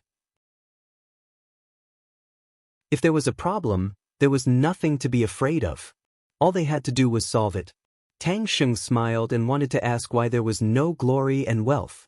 But before he could speak, Dai Qua continued, the Mongolians are so poor that they don't even have a uniform. The soldiers don't even have spare cavalry swords. They don't even bear to put salt in their food. Tell me, where did the glory and wealth come from? The Mongolians were really poor. When they didn't know how to produce and couldn't rob others, their lives were actually very poor. The Mongolians that everyone saw killing cows and sheep were the modern Mongolians, not the old Mongolians. In the past, the Mongolians weren't good at producing. They only knew how to herd animals. If they wanted to eat a good meal, they had to wait until something happened to their animals or they died. Those were the animals that they relied on to survive. The males had to be kept and the females had to be prepared to give birth. How could they just casually eat them? It was because they were poor that they had to go around robbing. Dai Qua's question made Tang Sheng's expression change. He didn't know how to answer. And this was just the beginning. Through the radio, Dai Qua knew and prepared much more than Tang Sheng. He looked at Tang Sheng with a contemptuous gaze and said, the glory and wealth you told everyone about should be just a saying. You're trying to deceive everyone, right? But how wise am I? How could I be so easily fooled like these idiots? As he spoke, Dai Qua pointed at the men who had just joined the Mongolian army from the Far Eastern army. Being reprimanded, the traitors, who had a guilty conscience, naturally lowered their heads. There were also some people who looked at Tang Sheng. Evidently, they wanted to hear his explanation. They wanted to know if the glory and wealth he had mentioned was real or fake. Seeing these people staring at him, Tang Sheng felt his hair stand on end. He quickly waved his hands and explained, everyone, don't listen to his nonsense. He's just messing with our morale. Messing with your morale? Ha, you think too highly of yourself. Do you think you're worthy of talking about morale? You're just a bunch of mobs. You'll go wherever there are benefits. You don't have any principles at all. You don't know what loyalty is. You don't deserve to be human. Dai Qua's voice was very loud as he shouted at Tang Sheng and the soldiers who had just surrendered. This shout made Tang Sheng and the others feel a sense of panic. In order to stabilize the morale of the army, he had to shout as loudly as well. He's talking nonsense. The Mongolian army has now taken over El City. Everyone has seen the wealth and prosperity there with their own eyes. Yes, yes. Because of Tang Sheng's words, the traitors who had been slightly shaken started to nod their heads again. They then glared at Dai Qua fiercely as if saying, you're talking nonsense, you're messing up our morale. El City prosperous. Haha. As if he had heard the funniest joke in the world, Dai Qua looked up to the sky and laughed. Although he was also a division commander in the Far Eastern Army, he had been traveling with Yang Chendong for a while and had conquered many territories. He had seen a lot, and the prosperity of El City was not worth mentioning in his eyes. Although he had not been to Chichen City, just the prosperity of the beginning city was many times better than El City. After laughing for a while, Daoist seemed to have finished expressing the laughter in his heart. Then he looked at Tang Sheng and the others with disdain and said, "In your eyes, El City might be very busy, but right now, it is not in my eyes." Taking a step back, what does the prosperity of El City have to do with you? Do you really think that the Mongolians will treat you as their own and give you benefits? Tang Sheng's face was a little ugly. Of course, he knew that the Mongolians were always on guard against him. In the past 3 months, he had felt it deeply in El City. However, at this moment, when the armies were about to clash, he definitely could not admit it. Not only that, he had to praise the Mongolian army. Only then would he be able to raise their morale and obtain victory. After hesitating for a few breaths, Tang Sheng opened his mouth and said, "Why can't you give it to us? I might as well tell you that Hulahan has already agreed. In the future, El City will belong to us. Other than our families, our people can also move in." What? Did the Mongolian Great Khan really say that? If that's the case, it's a great thing. In an instant, the Far Eastern Army soldiers started to mutter and discuss. Previously, because the city was too small and could not accommodate so many people, Chen Bo made the rule that other than soldiers, ordinary people could not enter the city.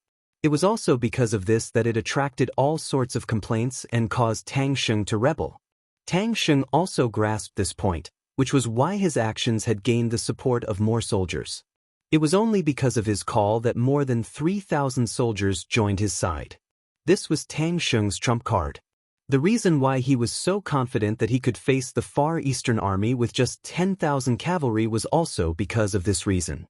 Right now, everyone was discussing animatedly, and the public opinion was obviously leaning towards his side. In order to stabilize the situation and also to speed up Daoist's defeat, he intentionally looked at the Mongolian General Ulu and said, "If everyone doesn't believe me, you can go and ask General Ulu." Ulu had never heard that the Mongolian army wanted to take control of El City with Tang Sheng. However, he was not stupid enough to deny all of this. He thought that as long as he won the battle, he could do whatever he wanted. He immediately laughed and said, "That's right, General Tang Sheng is right. The Great Khan did say that he was willing to take control of El City with the brothers of the Far Eastern Army and share the world." "You're lying." Just as Wu Lu finished speaking and Tang Sheng's expression relaxed, Daoist shouted loudly. "Stop it!" Daoist shouted. He did not expect Tang Sheng to be so shameless. Furthermore, this Mongolian general was actually lying through his teeth. He had already received the telegram. The Mongolian army had already left Archeng after looting the place. How could he say such a thing? Knowing that the other party was lying, Daoist could not let him continue. After he interrupted the other party's words, he said loudly, "Everyone, don't listen to their nonsense. Truth be told, the Mongol army has already left Al-Air City after a round of inhumane pillaging." Nonsense. Daoist's words immediately caused Ulu and Tang Sheng to refute in unison. One of them was one of Hulahan's favorite generals, while the other was entrusted with an important task to deal with the Far Eastern Army. With such a status, how could he believe that Hu Lihan had already betrayed him?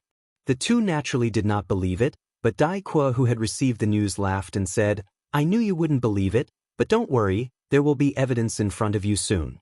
Come on, release the signal."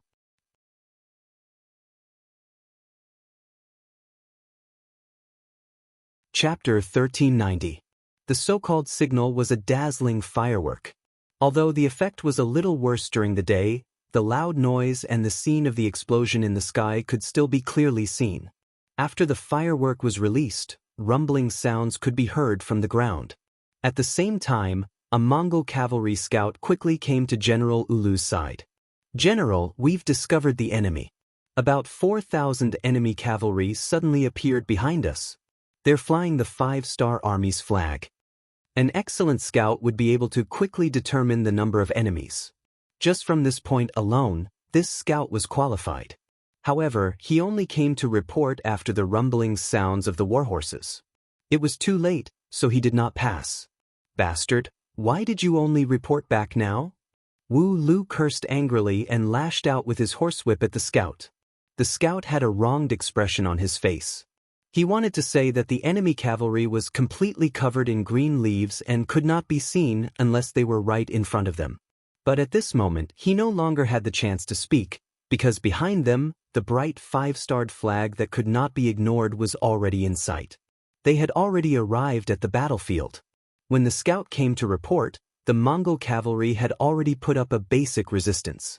However, when faced with the elite 1st Cavalry Army, how could these Mongol cavalry be a match for them? In just one charge, hundreds of corpses were thrown to the side.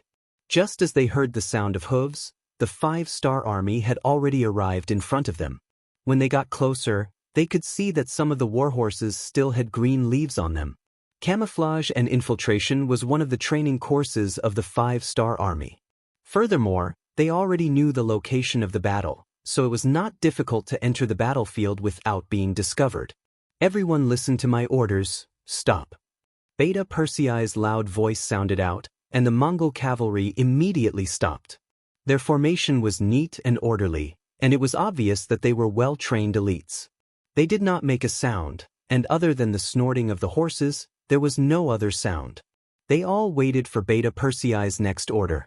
There was a kind of aura that made people admire him and fear him, not daring to look at him directly. For example, right now, there was a person who had such an aura. His chest was straighter than ever, and his footsteps were steady and sonorous.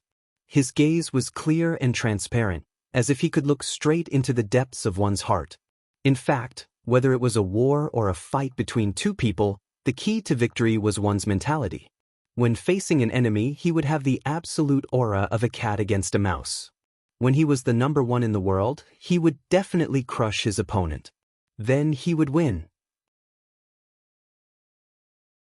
Although there were only 4,000 cavalry under Yang Er's command, they gave off a feeling that they were an invincible army with thousands of men and horses. They were both cavalry, but in comparison, the Mongol cavalry was much weaker. This could be seen from the shock on the Mongol soldiers' faces. Without comparison, there would be no harm. The 5-star army's military formation was neat, and they were all dressed in the same uniform. Their sabers were of the same length and size, and under the sunlight, they emitted waves of cold light. Even when he was riding on a horse, he was still riding horizontally and vertically, giving people a very shocking visual impression. The formation wasn't trained for nothing, and the effect was very obvious. Not only did it make the soldiers more self-disciplined, but it also made them better at following orders. Just their mental appearance alone gave people a lot of pressure. When more Mongol cavalrymen looked at the 5-star army and didn't know how to describe their feelings, Ulu opened his mouth. Everyone, don't be afraid.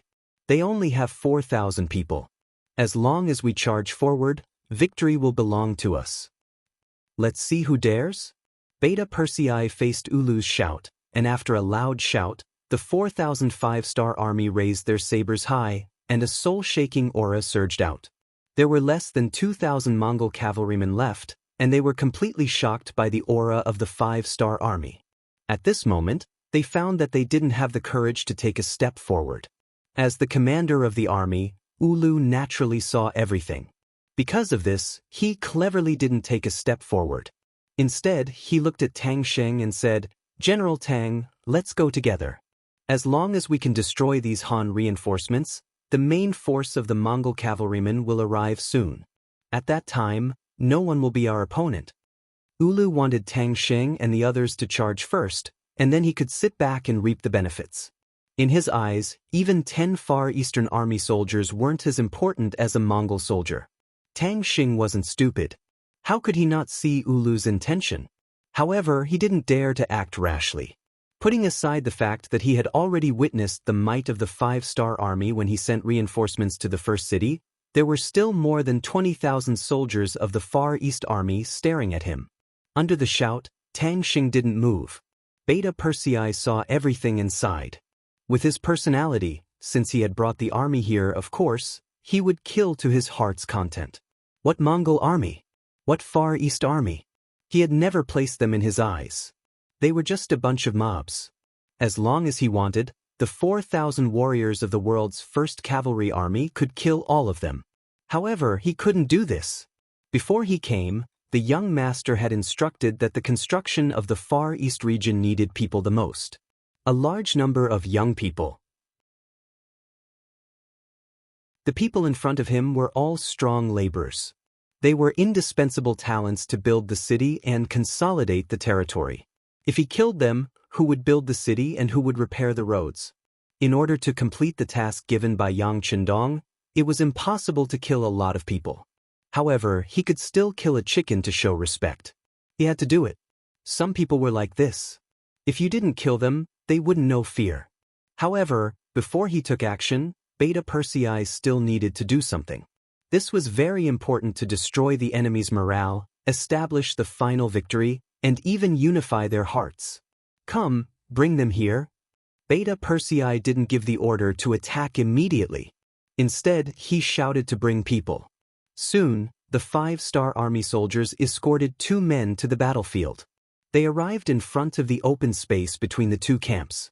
Of the 2 people, one was a skinny man wearing a Mongol army uniform, and the other was a middle-aged man who looked to be in his 40s. Both of their faces were pale, and they were trembling with fear. As soon as the 2 of them were brought out, there were 2 loud shouts from the battlefield. Tuobashir? Li Hui. The one called Tuobashir was the Mongol soldier. He had another identity, which was General Ulu's personal guard. Previously, he didn't follow the army out of the city because he wasn't feeling well. Instead, he stayed in All City. The one called Li Hui was Tang Xing's clansman. When the Tang residence's treasures were stolen and his clansmen were killed, Li Hui wasn't in the residence, so he escaped death. These 2 people, because of their special identities, were targeted by Yang Xie's intelligence personnel in All City.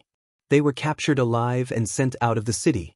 Last night, Yang Heir had already sent someone to pick up the 2 of them. What he wanted was to use their mouths to tell the truth.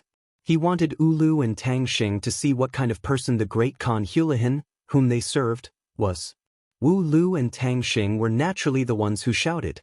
It was just their instinct to shout out loud. In contrast, after the 2 people who were called saw their respective masters, their tears uncontrollably flowed out. When a person brushed past death and saw their loved ones, they would definitely reveal their true feelings. General, young clan leader, it's all gone, it's all gone. Tuobashir and Li Hui didn't wait for anyone to ask. With tears and snot, they recounted everything that had happened in All City and what had happened to their family.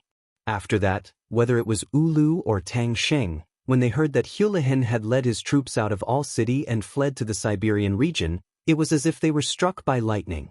They stood in place, not moving at all. Although they did not know why the great Khan had retreated, one thing was for sure. They were all abandoned people, abandoned as pawns, thrown here. Ulu couldn't understand why his great Khan would abandon him. Tang Xing's face was full of shame. He thought of how Belinsky persuaded him to send out troops. Belinsky wanted to abandon him, but at the same time, he also wanted to steal his treasures. When he thought of how he had mistakenly trusted Belinsky, and how he and Li Hui were the only 2 people left in the entire tribe, he couldn't help but scream, "Belinsky, you liar, you despicable, you bastard." It was because Tang Xing believed in Belinsky that he became a traitor to the Far Eastern Army and came to this point. But what he got was betrayal and the destruction of his tribe. If he could do it all over again, Tang Xing would not have made such a choice. Whether it was Ulu or Tang Xing, they both had fierce looks in their eyes as they cursed everything that had happened to them. This scene was seen by the other officers and soldiers, and all of them fell into deep thought. This was especially so for the Far Eastern Army that had defected with Tang Xing. They thought that after joining their new master, they would be able to enjoy glory and wealth. At the very least, they would be able to ensure the safety of their tribesmen. But now, not only would they not be able to save their tribesmen, they would also not have a good ending. After all, traitors never had a good ending. The atmosphere of the battlefield changed drastically because of the appearance of Tuobashir and Li Hui. The most obvious change was that the Far East Army that had surrendered had become restless and restless. Charge! With such a good opportunity, How could Beta Persei let it go? With an order, the 4,000 five-star army cavalry behind him moved, raising their sabers and urging their horses forward. The first to bear the brunt of this attack were the 2,000 Mongol cavalry. Their morale was already low, and Tuoba Ashur's appearance had destroyed their hope. Just as their morale was at its lowest, the five-star army charged over. How could they stop them?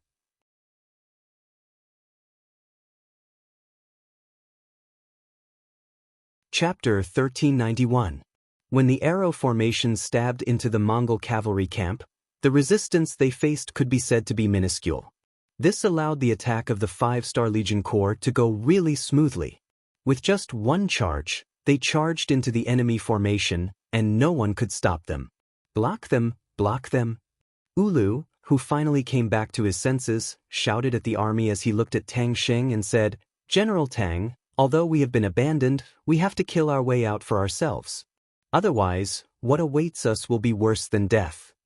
How could Tang Xing not know? He was a traitor, and from a certain point of view, he was far more hateful than the enemy. Once he was caught by the 5-star army, he would probably suffer a fate worse than death. Tang Xing did not want to die and could not die. He still wanted to take revenge on Belinsky. He immediately waved his sword and shouted to his troops, "Everyone, follow me and kill our way out. Let's find Hulihin and take revenge." With a loud shout, Tang Xing was the first to gallop out of the camp. The group of personal guards beside him also followed suit. However, that was it. Including the soldiers, there were only 20 or so cavalry. As for the others, including Qi Wu, Zhang Shi, and Li Dei, they all stood in place and did not move at all. The soldiers behind them also followed beside their general. They also had no intention of charging out of the battle.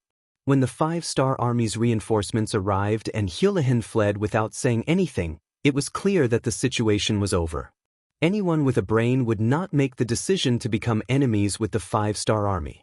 Other than the 20 or so soldiers, there was actually no one following them. Tang Xing's face revealed a trace of loneliness. However, he did not blame these people. They had already followed him down the wrong path. He could not drag them to their deaths. "Come, follow me and kill our way out." Tang Xing was determined to fight to the death. He was the first to charge towards the 5-star army. He knew very well what he had done. Even if he surrendered now, he would not benefit at all. Since that was the case, he might as well take the risk. If he could really break out, he would definitely find a way to find Belinsky and take revenge for the extermination of his clan. Surround them all, don't let a single one escape.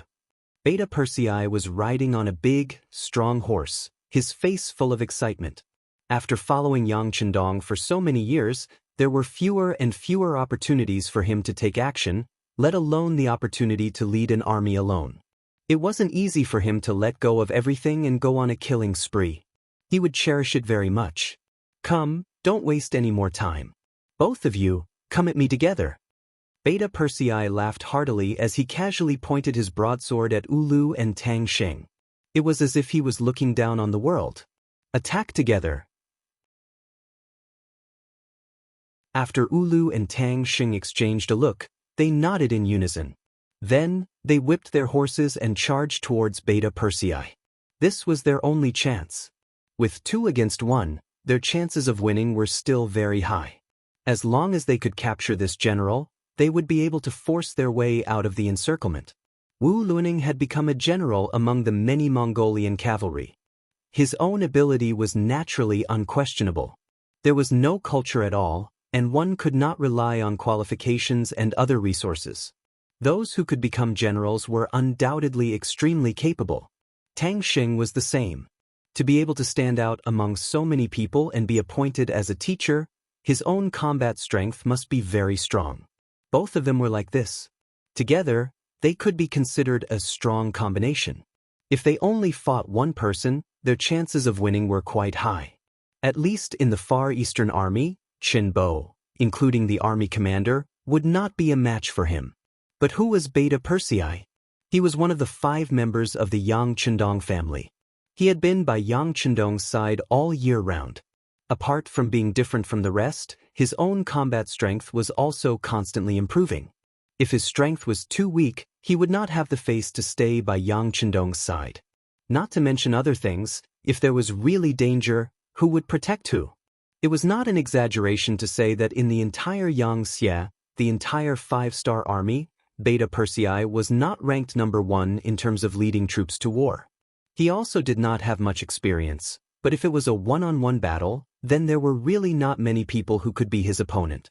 With Yang Chendong's personal guidance and the Black Knights and Dragon Guards feeding him moves every day, he was not afraid at all even if it was just 1 versus 2. He pulled out the divine sword from his waist. When he was fighting 2 people by himself, Beta Persei not only did not take a defensive position, but also took the initiative to launch an attack. He would not forget what Yang Chendong had said, that offense was the best defense.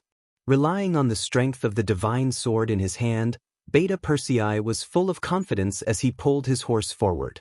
The 3 generals immediately fought together. Under the gaze of many Far Eastern army soldiers, the wind from their swords collided and the blades struck each other. The 3 of them were almost all fighting openly, without the slightest bit of hypocrisy. It was completely a competition of strength and technique. This kind of battle also took into account one's own physique. If one's strength was not enough, one might show signs of defeat after just 1 blow. If one showed a flaw, it would often cost one's life. In a battle of life and death, a little negligence and a trace of insufficient strength could lead to the loss of one's life. As generals, the 3 of them naturally understood this principle. Therefore, when they attacked, they used all their strength. It was a fight to the death. Ding ding dang. The divine sword in Beta Persei's hand collided twice in a very short period of time, colliding with the divine sword in the hands of Ulu and Tang Xing respectively. As the saying goes, once an expert makes a move, one will know whether or not he is an expert. In this first exchange, the 3 of them had a preliminary impression of each other at the same time, especially Ulu and Tang Xing, who felt the numbness in their arms after the first blow.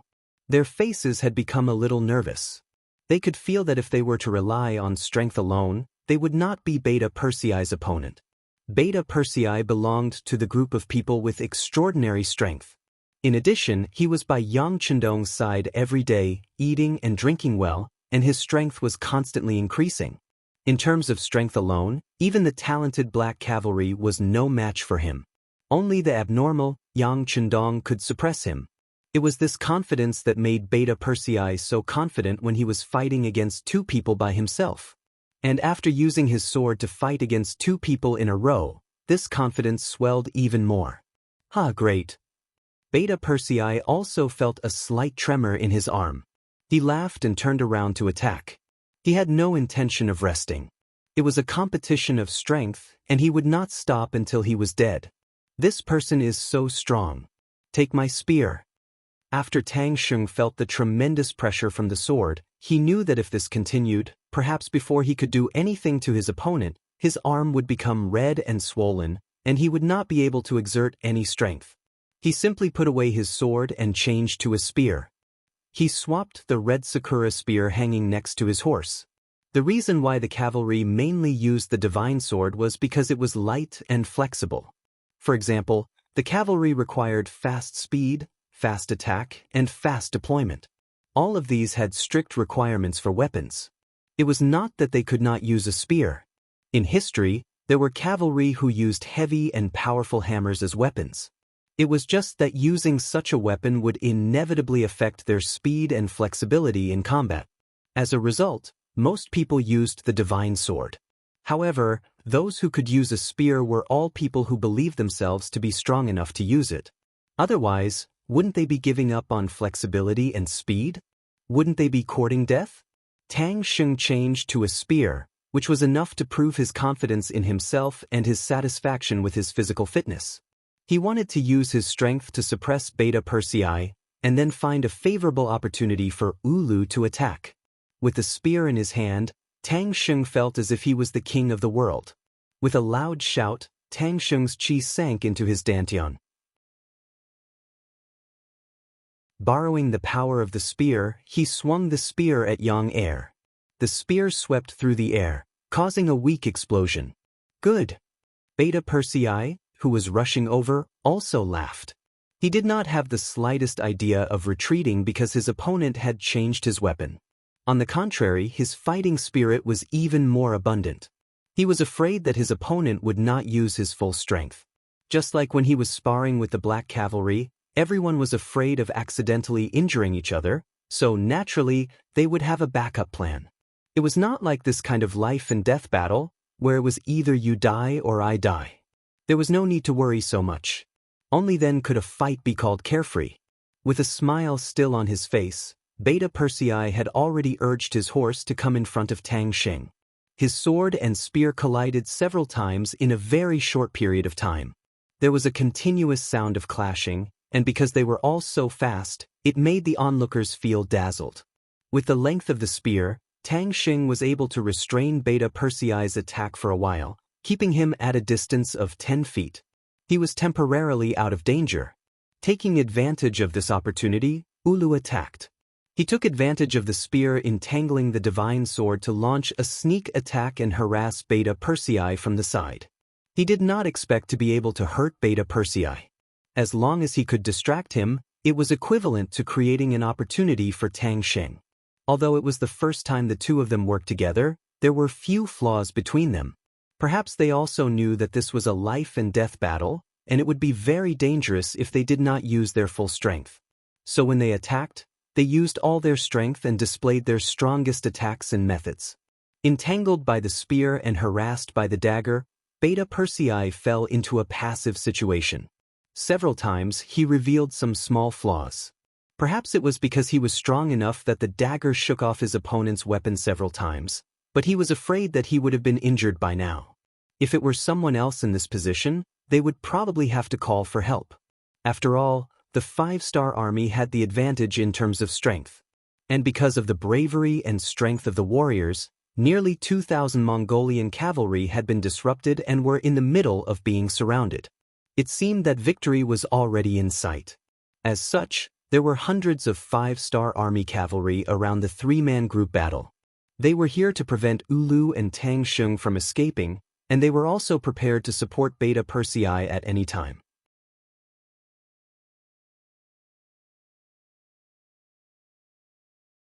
Chapter 1392. As long as Beta Persei shouted and retreated, the 5-star army cavalry watching from the sidelines would swarm forward. At that time, it would not be 2 against 1, but dozens of people against 1. But Beta Persei did not complain, nor did he have the slightest intention of backing down. His identity did not allow him to back down, and the celestial sword in his hand was where his confidence lay. He had already clashed with his opponent's weapon for more than a dozen rounds. The weapons in the hands of these two generals were not ordinary iron, at least much tougher than ordinary iron. But there was a limit to how strong they were. In the face of the celestial sword made with the highest forging technology in the world, it was only a matter of time before they broke. And once the opponent's weapon broke from the middle, it would be time for Beta Persei to launch a counterattack. Now he only needed to maintain enough physical strength and rely on his arm strength to not let the opponent hurt him. The 3 weapons were still clashing, and stars would appear from time to time, indicating that the 3 of them seemed to have used all their strength in each attack, and each attack was extremely dangerous. In this way, the 3 of them continued to attack for another 5 rounds. Beta Persei's eyes shone brightly when he saw that there was a large gap on the opponent's weapon. He knew that the celestial sword had finally taken advantage of his advantage. The opponent's weapon would break at any time, and his opportunity to counterattack had appeared. The time had come. Beta Persei suddenly shouted, and the strength in his arm increased by a bit, so much so that it reached 90% of his overall strength. He slashed the celestial sword at the body of the spear. Under the great force, Tang Xing felt his arm tighten. Because of the great force, he almost fell off his horse. Fortunately, he managed to control himself at the last moment. When he looked up, he saw that Beta Persei had given up on him and was slashing his sword at Ulu. Good chance. Tang Xing's eyes lit up, then he gripped the spear tightly and thrust it forward. He only needed 2 breaths to stab the spearhead into Beta Persei's armor, severely injuring his opponent and capturing the most important hostage. Beta Persei seemed to treat Tang Xing as an invisible person. At this time, he was slashing his saber at Ulu's body, looking like he was going to fight to the end. Ulu could tell that Beta Persei was going all out. Logically speaking, he should have urged his horse to retreat and avoid the brunt of Beta Persei's attack. For someone like him who grew up on horseback, he did not need to exert any force on the reins when advancing or retreating with his horse. He only needed to gently press his legs together to communicate with his horse and retreat in the face of battle. However, Ulu did not retreat. He needed to create favorable conditions and enough time for Tang Sheng to attack. This made it necessary for him to block a few slashes from the saber. Wu Lu was confident that he would be able to block 3 or 4 attacks within 2 breaths of time, rather than holding the saber with one hand. There was no problem with his strength. Ulu was confident about this. However, the problem was that his weapon could not do it. When faced with the divine cavalry saber that could cut through iron like mud, Wu Lu's cavalry saber had already been chipped. It was only because he had been fighting hard that he did not notice it. Ulu did not expect that his weapon, which had always been very tough, would be broken in half. Therefore, he still followed his previous fighting style, placing the saber on his body and defending himself. 1 hit, 2 hits. When the 3rd hit came, Beta Persei's saber slashed at the gap in Ulu's saber. Then, with a crisp breaking sound, the saber broke into 2 pieces. The sudden change caught Ulu off guard. Before he could react, the divine saber had already landed on Ulu's body. The sharp edge of the saber directly broke his bones. With just 1 blow, Ulu was cut into 2 halves. Blood splattered out as Yu's eyes widened in disbelief as he fell from his horse. Even as he died, he still could not understand how his weapon could suddenly break in half. Could it be that this Han general knew some kind of magic? Ulu was dead. He was cut in half and died in an extremely miserable manner. Blood also splashed on Beta Persei, but for Beta Persei, who had been on countless battlefields and killed countless enemies, he did not care at all. As if he had done an extremely simple thing, he turned around and prepared to deal with another enemy, Tang Sheng. It was also at this moment that he felt something poke his body. It did not hurt, so he immediately turned around to look. Beta Persei turned around and looked at the spot where he was stabbed. He saw a broken spearhead, Tang Sheng who was holding the spear, and the other party's frightened eyes. Just now, Beta Persei had used up 2 breaths of time to kill Ulu, which created enough opportunity for Tang Sheng. Next, he unceremoniously raised his spear and stabbed, with a victorious smile on his face.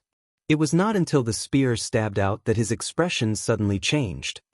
He did not feel the tip of the spear entering his body, but only the feeling of the blade piercing into a hard boulder, unable to move forward.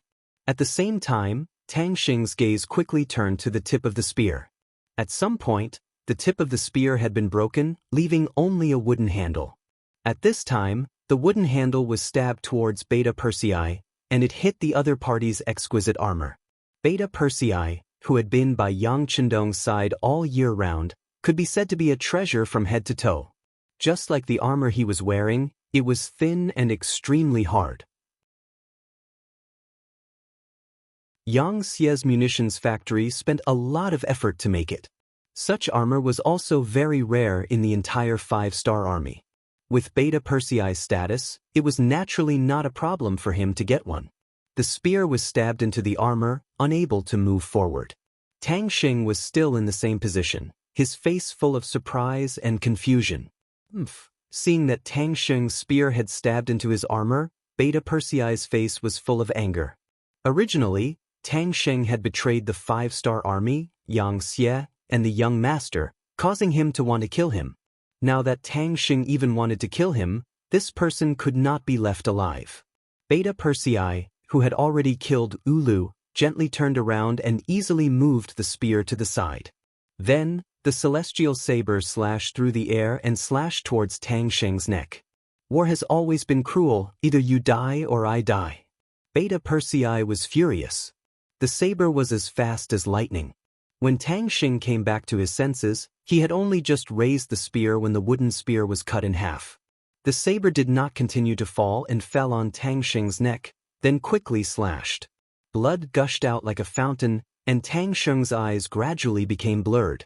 At this time, he seemed to have seen the scene of him growing up with the help of the tribe when he was young. He also seemed to have seen the scene of him joining the Far Eastern Army and eating his first full meal.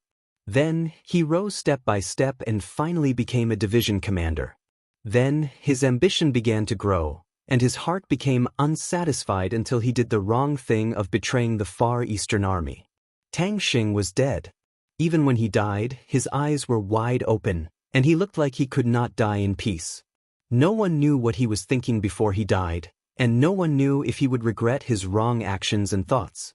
With Tang Xing's death, the soldiers he brought with him immediately became obedient. Especially the more than 3,000 soldiers who had just chosen to surrender to him, their faces were full of regret. If they had known that this would be the result, why did they stand out? Weren't they courting death? Nearly 2,000 Mongolian soldiers, half were killed and the other half were captured. More than 10,000 rebels from the Far Eastern Army were surrounded by Division Commander Dai Qua and 20,000 soldiers, and all of them chose to put down their weapons and surrender. Even Ulu and Tang Xing were not a match for them. Unless they did not want to live, who would dare to raise their swords against them? The rebellion was thus quelled, but the matter was not over. How to stabilize the people's hearts and win them over was an important task for Yang Chundong after arriving in the Far Eastern province. After 3 months of chaos in Arching, Yang Chundong arrived. Along with him were thousands of 5-star army's elite cavalry, thousands of Mongolian captives, and thousands of ordinary Russian tribesmen. When Yang Chundong led the army into El City, whose city walls weren't very tall, all he saw was a mess on the streets and chaos on the ground. On the streets, he could see the corpses of ordinary people lying on the ground. There were old people, women, and children. Many of them had been conquered by the 5-star army. They were the people who had come to support the Far Eastern province, but they did not expect to die in such a chaotic situation. Along the way, Yang Chundong's expression became uglier and uglier. These were his people, and they had actually died in the city. He had to take revenge for Hulahan. Fortunately, after inspecting the corpses, he discovered that there were very few Han people. Later on, Yang Chundong understood the situation in the city. When the Mongolian soldiers killed and looted, the few Han people in the city chose to hide. They threw away all their money in order to save their lives. These Han people persevered.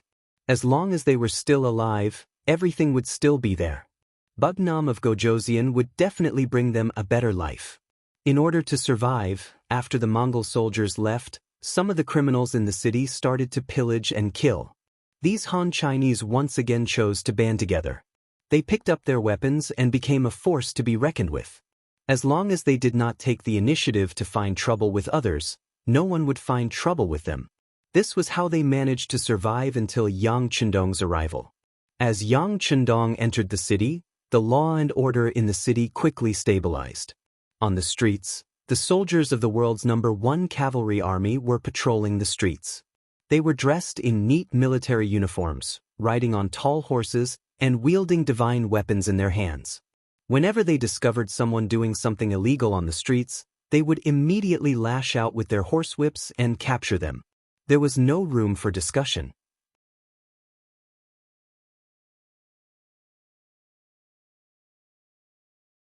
Chapter 1393.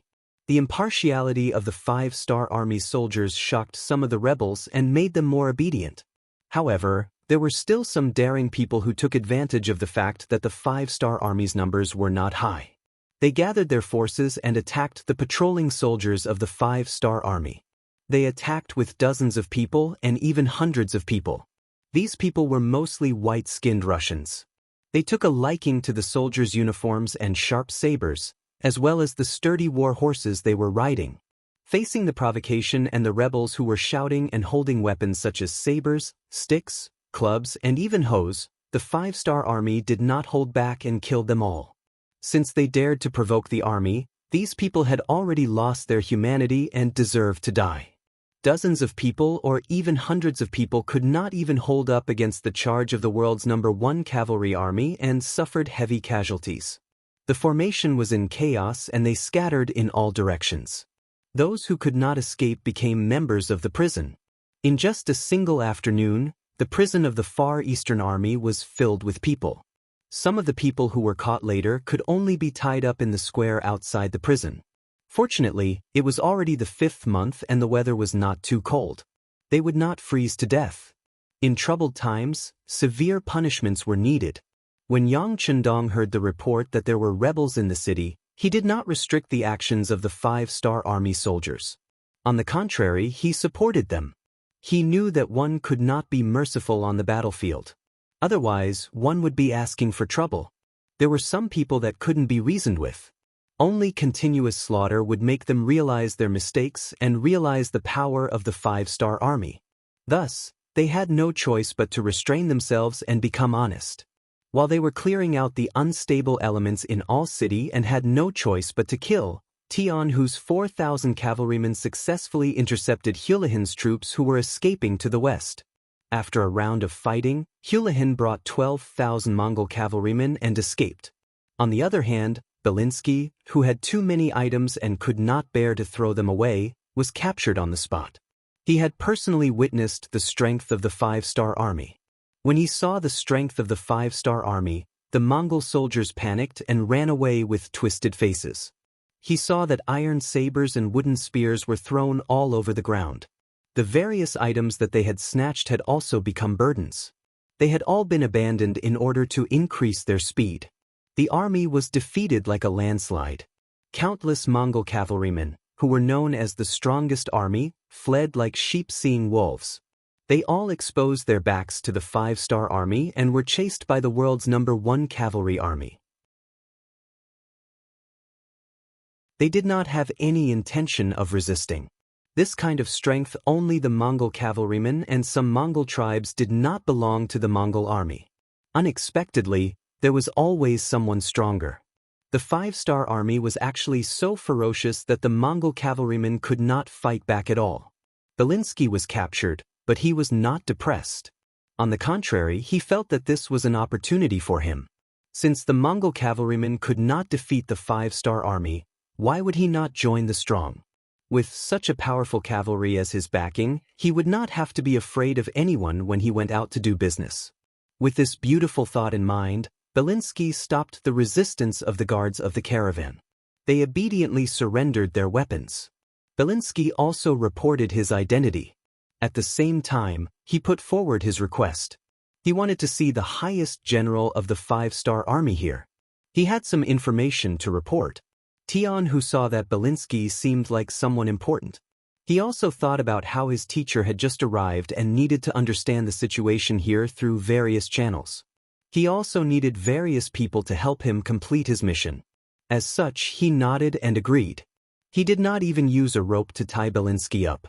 He gave him a very relaxed environment and allowed him to come to arching with him. This also strengthened Belinsky's confidence. He believed that with his own abilities, he would be able to achieve great things. As for the fact that he had tricked the Far Eastern Army, that was nothing. Wasn't it like this during times of war? Today we can drink and chat happily, but tomorrow we might fight. On the other hand, today we might be enemies, but tomorrow we might be friends. To sum it up, there was no such thing as an eternal friend, only eternal benefits. Because of the 5-star army's ruthless methods, arching went from chaos to peace. Then, when the Far Eastern Army that had disappeared for 3 months suddenly appeared in the city, the security in the city became as good as before. As a large number of troops entered the city, some criminals who had not given up on making a fortune in the chaos had no choice but to put away their crooked thoughts. At this moment, it could be said that arching had returned to Yang Xie's embrace. Chen Bo's condition gradually stabilized. After the army entered the city, he went straight to the city lord's mansion where Yang Chendong lived. When he saw Yang Chendong, who had taken off his golden cloak and changed into a loose green robe, Chen Bo knelt on the ground with a plop. "Young master, I've made a mistake. I've failed to live up to your expectations. Get up quickly." Under Yang Chendong's gaze, Beta Persei, who came to report with him, quickly helped Chen Bo up. "You haven't recovered yet, you still have to take care of your body. Have a seat." Yang Chendong asked with concern. Although the arching incident was lost because of Tang Sheng's rebellion, Qin Bo, who was both the commander and the governor, also had an unshirkable leadership responsibility, as well as the responsibility of not knowing what was right and what was wrong. Of course, one of the fuses that caused the incident was the mistake in his strategy of governing the city. Why did Tang Sheng rebel? Wasn't it because his people were not allowed to enter the city? This policy was set by Qin Bo.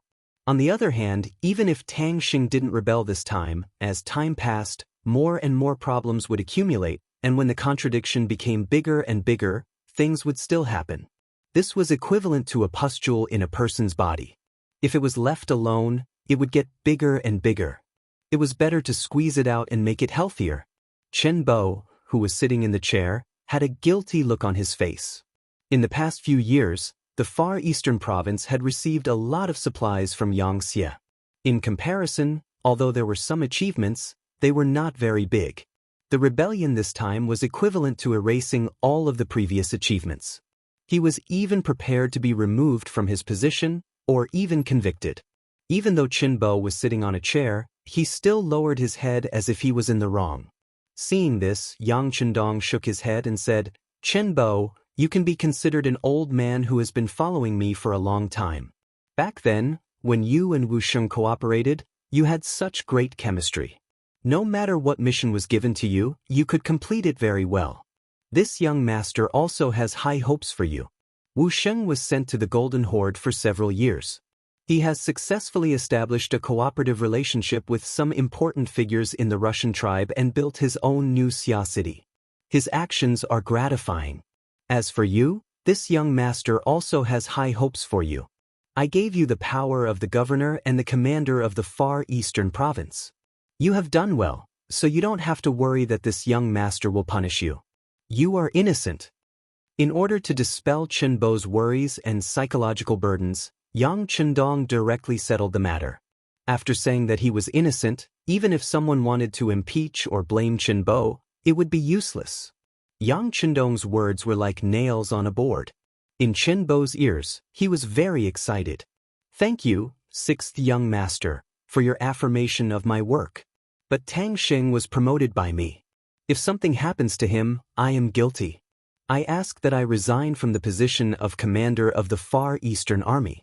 Sixth young master, please accept my resignation." Looking at Qin Bo's stubbornness, Yang Chendong was angry and said, "This young master said that you are innocent. If you are guilty, you are just not open-minded enough. It's just a mistake caused by inexperience. It's nothing. The rebellion has happened. Someone has to stand up and take responsibility. This subordinate is willing to resign from the position of commander." Chen Bo's second resignation showed his determination. Meritorious service should be rewarded. Mistakes should be punished. The matter of the Far Eastern province was not a small matter. Who knew how many people were watching? If there was no explanation, then the law would be in chaos. Yang Chendong said, "Good. Since it's like this, then you will be relieved of your position as commander of the Far Eastern Army. You should focus on your work as the governor." "Thank you, sixth young master." Qin Bo, who got what he wanted, quickly cupped his fists in gratitude. He did not want to break the rules because of himself. With Yang Chendong's guarantee, no one would find trouble with him. However, there was no guarantee that no one would find trouble with the sixth young master. As far as he knew, there were many people in Crimson City who dared to speak up. Now that he was relieved of his position as commander of the Far Eastern Army, it was the same as giving everyone an explanation. He could also focus on his work as the governor. After staying here for a few years, in the beginning, he had some complaints about being transferred to this godforsaken place. But over the years, he had watched El City grow from nothing, and he had developed feelings for it. If he were to transfer him away now, he would be reluctant to do so. More importantly, Yang Chendong came here. With his ability to turn something rotten into something magical, he would have a bright future in the Far Eastern province. He really wanted to follow the sixth young master and do a good job. After being relieved of his position as commander, Qin Bo seemed to be a lot more relaxed in an instant. When he talked about work, his state of mind was a lot more energetic than before. Sixth young master, although Tang Sheng's selfishness caused the mutiny this time, the fact that so many people were willing to follow him to rebel against the Far Eastern Army is enough to show that our work is not up to par. The main thing is that our city is still too small. Arranging for 500,000 people from all over the place is already a lot of pressure. We really can't arrange for other soldiers' clansmen, even for senior officers like division commanders. Some openings cannot be opened.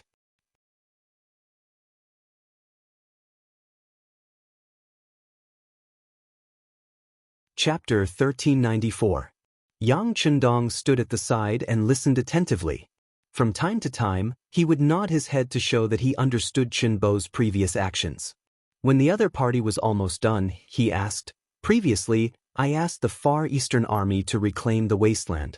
How is it going?" Speaking of wasteland, Qin Bo immediately perked up. "Sixth young master, according to your instructions, this is what we've been doing during this period of time. With the efforts of 500,000 people, we've reclaimed a total of 20 million mu of land in the past 5 years. The land here is really fertile. Although it's affected by the weather and can't be compared to the south of the Great Ming Dynasty where we can harvest twice or even thrice a year, the yield of crops here is very high and the taste of the crops is also very fragrant. The Far Eastern region had black soil and was very suitable for planting crops. Just like in the future, the 3 eastern provinces became the base for producing crops because of this reason." Hearing that 20 million mu of land had already been reclaimed, Yang Chendong nodded heavily. "Not bad, your work is still very effective." Finally being praised, Qin Bo's expression became a little better. At least he wasn't completely useless. At least he didn't let down the work he had done for the past few years. Right, this time, the Mongolian cavalry suddenly appeared. Has the food been hidden properly? Yang Chendong suddenly thought of a very important question. Next, he wanted to develop the Far Eastern region. This wasn't just because of the bet he made with Yumian. Most importantly, this was an important chess piece for him to enter Europe through the land route. He couldn't afford to make any mistakes. Therefore, he decided to personally set up the troops here to establish a solid bridge to enter Europe. It's all hidden. Only the commanders and I of the Guard Regiment know the location. Even the other commanders don't know. You know that the soldiers of the Guard Regiment are all Han Chinese. Most of them are youths from Crimson City. Some of them are from the Cold Front. They are all trustworthy. This time, the food is intact. This is enough to prove everything. Good, this matter is well done. If one wanted to develop a place, they had to solve the problem of their stomachs first. If one couldn't even fill their stomachs, how could they talk about development? How about this, take out all the food. Next, whether it is building a city or repairing roads, we will need a lot of able-bodied men, and able-bodied men can eat the most. Hearing that the food was fine, Yang Chendong breathed a sigh of relief. At the same time, he felt more confident. Build a city? Qin Bo was stunned. This was the first time he had heard of such a thing. Yang Chendong smiled and nodded. That's right. If we want to develop the Far Eastern region, just one Al city isn't enough. These 2 days, I also looked at the terrain here. Although the city can still be expanded, it's very limited due to geographical reasons. Since that's the case, it's better to build a few more cities. Only in this way can we arrange more people in the city and solve the worries of the soldiers. Only with a unified mindset can we be motivated and quickly develop the Far Eastern region so that this place can finally reach a state of self-sufficiency. After saying this, Yang Chendong seemed to have thought of something. He sighed and said, "Qin Bo, the importance of the Far Eastern region is far more important than you think. In the future, this place will become an important strategic location like Bieni City. In the future, if we expand from here to the west, it's definitely impossible to rely on external logistical support. Therefore, building a strong logistical foundation here is the most important thing right now.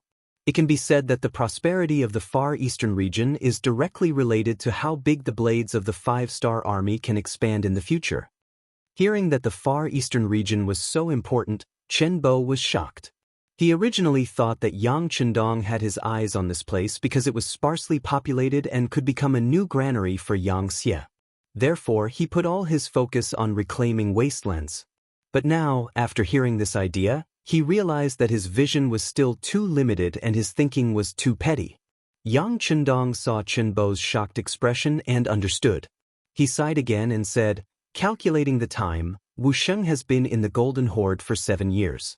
The reason why he hasn't been transferred back is to wait for the right time to let him, this chess piece, display his greatest power.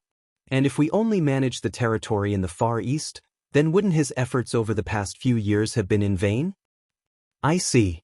Chen Bo finally understood that the construction and development of the Far Eastern region wasn't done on a whim by the 6th young master. It was planned as early as 7 years ago, or even earlier. Yang Chendong felt that there were some things that could be said more seriously today, so he looked at Chen Bo and asked with a serious expression, "Chen Bo, the 5-star army's territory is already big enough, so why are we still expanding? I'm sure the people below must have a lot of opinions about this."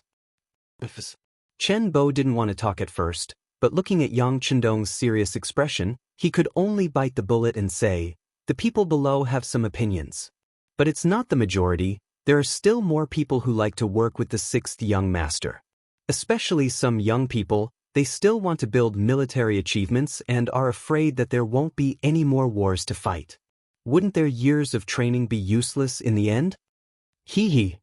Yang Chendong laughed when he heard Chen Bo's explanation. Young people wanted to build their careers, so they naturally wanted to participate in wars. Only then would they have a chance. But other than them, there were probably more people who didn't want to continue fighting. After all, peace was what everyone wanted. Other than a few extreme people, no one wanted war to happen. If it was possible, why would Yang Chendong want to start a war? He wanted to be with his wife and children, and it would be great to have a family reunion. But reality didn't allow him to do so. This was because he wasn't sure how long Xianxia could maintain her glory. In history, the Great Ming Dynasty was the center of the world. Other than the land of the Great Ming Dynasty, the other places were just barren lands. The things of the Great Ming Dynasty were the best, and the people of the Great Ming Dynasty were the most advanced race.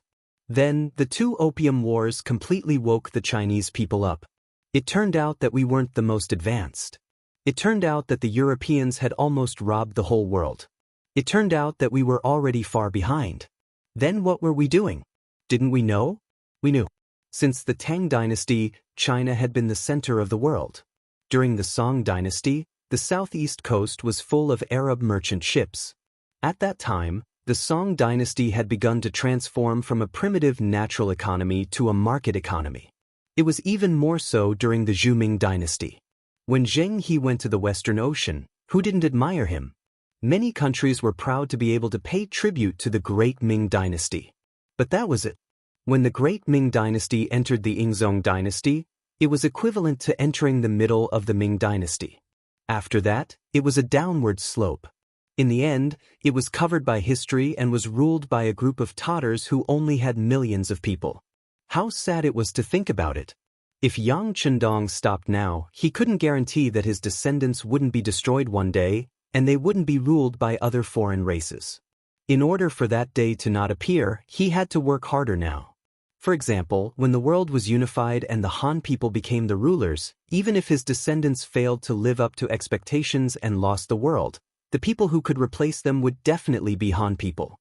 It could be considered as meat rotting in a pot. Not many people could understand his thoughts because they had never experienced it before, so they couldn't think of it. Yang Chendong was different. History had already told him everything. When he was young, he had thought that if one day he had the ability, he would definitely let those foreign races know that the nobility of the Han people was not to be blasphemed. He would also not forgive those people for their actions. He could not forgive the foreign races for invading China when it was declining. He could not forgive the tolerance of China for being used as an opportunity for them to make a comeback. He couldn't forgive them for leaving behind a mess every time they came and left. He could not forgive their betrayal, their despicable actions that were worse than pigs and dogs. As early as the era of Confucius, Zhou Wanghan was forced to the brink of destruction by the warhounds. The western capital Chang and fell, and King Ping moved the capital to Luoyang, barely surviving the crisis. It was in that year that countless Chinese women were humiliated by the barbarians. Their blood was stained with tears, and their corpses were a warning to us, warning us not to be merciful to the foreign races. The results of the Spring and Autumn War, taking advantage of the internal divisions of China, the Xiongnu flourished and led the barbarians to invade China. They burned, killed, and plundered, committing all kinds of crimes. This blood debt had been settled for many years, so it was time to settle it. And this settlement work would be completed by him. As for those who said that he was militaristic, that he killed people like scything flax, that he ostracized the foreign races, that he didn't have the magnanimity of a large country, that he didn't have a broad mind, that was up to them. Yang Chendong had his own principles, and now that he had the ability, he had to do everything he wanted to do. He had to do it to the best of his ability, to the extreme. Chen Bo left in the end. He was removed from his position as the commander of the Far Eastern Army, but there was no bitterness on his face. On the contrary, he was excited by Yang Chendong's words about developing the Far Eastern region, because this proved that his time had come. 2 days later, Tian Hu won the battle and brought the captive Mongolian cavalry and Belinsky's caravan to Al City. Chen Bo knew about Belinsky. This person had a good head for business, and his business was very big. In the past Al City, he could be considered one of the top merchants. Of course, he would not forget that it was this person who instigated the 4th Division's commander, Tang Sheng, to attack the Far Eastern Army. Now that he heard that this person had been captured, he quickly went to find Yang Chendong. He wanted this person to die and take revenge for the thousands of soldiers who had sacrificed themselves. You're tuning in to the Wang Lin's Journey YouTube channel. Don't forget to subscribe and join us on this journey to catch the most captivating stories.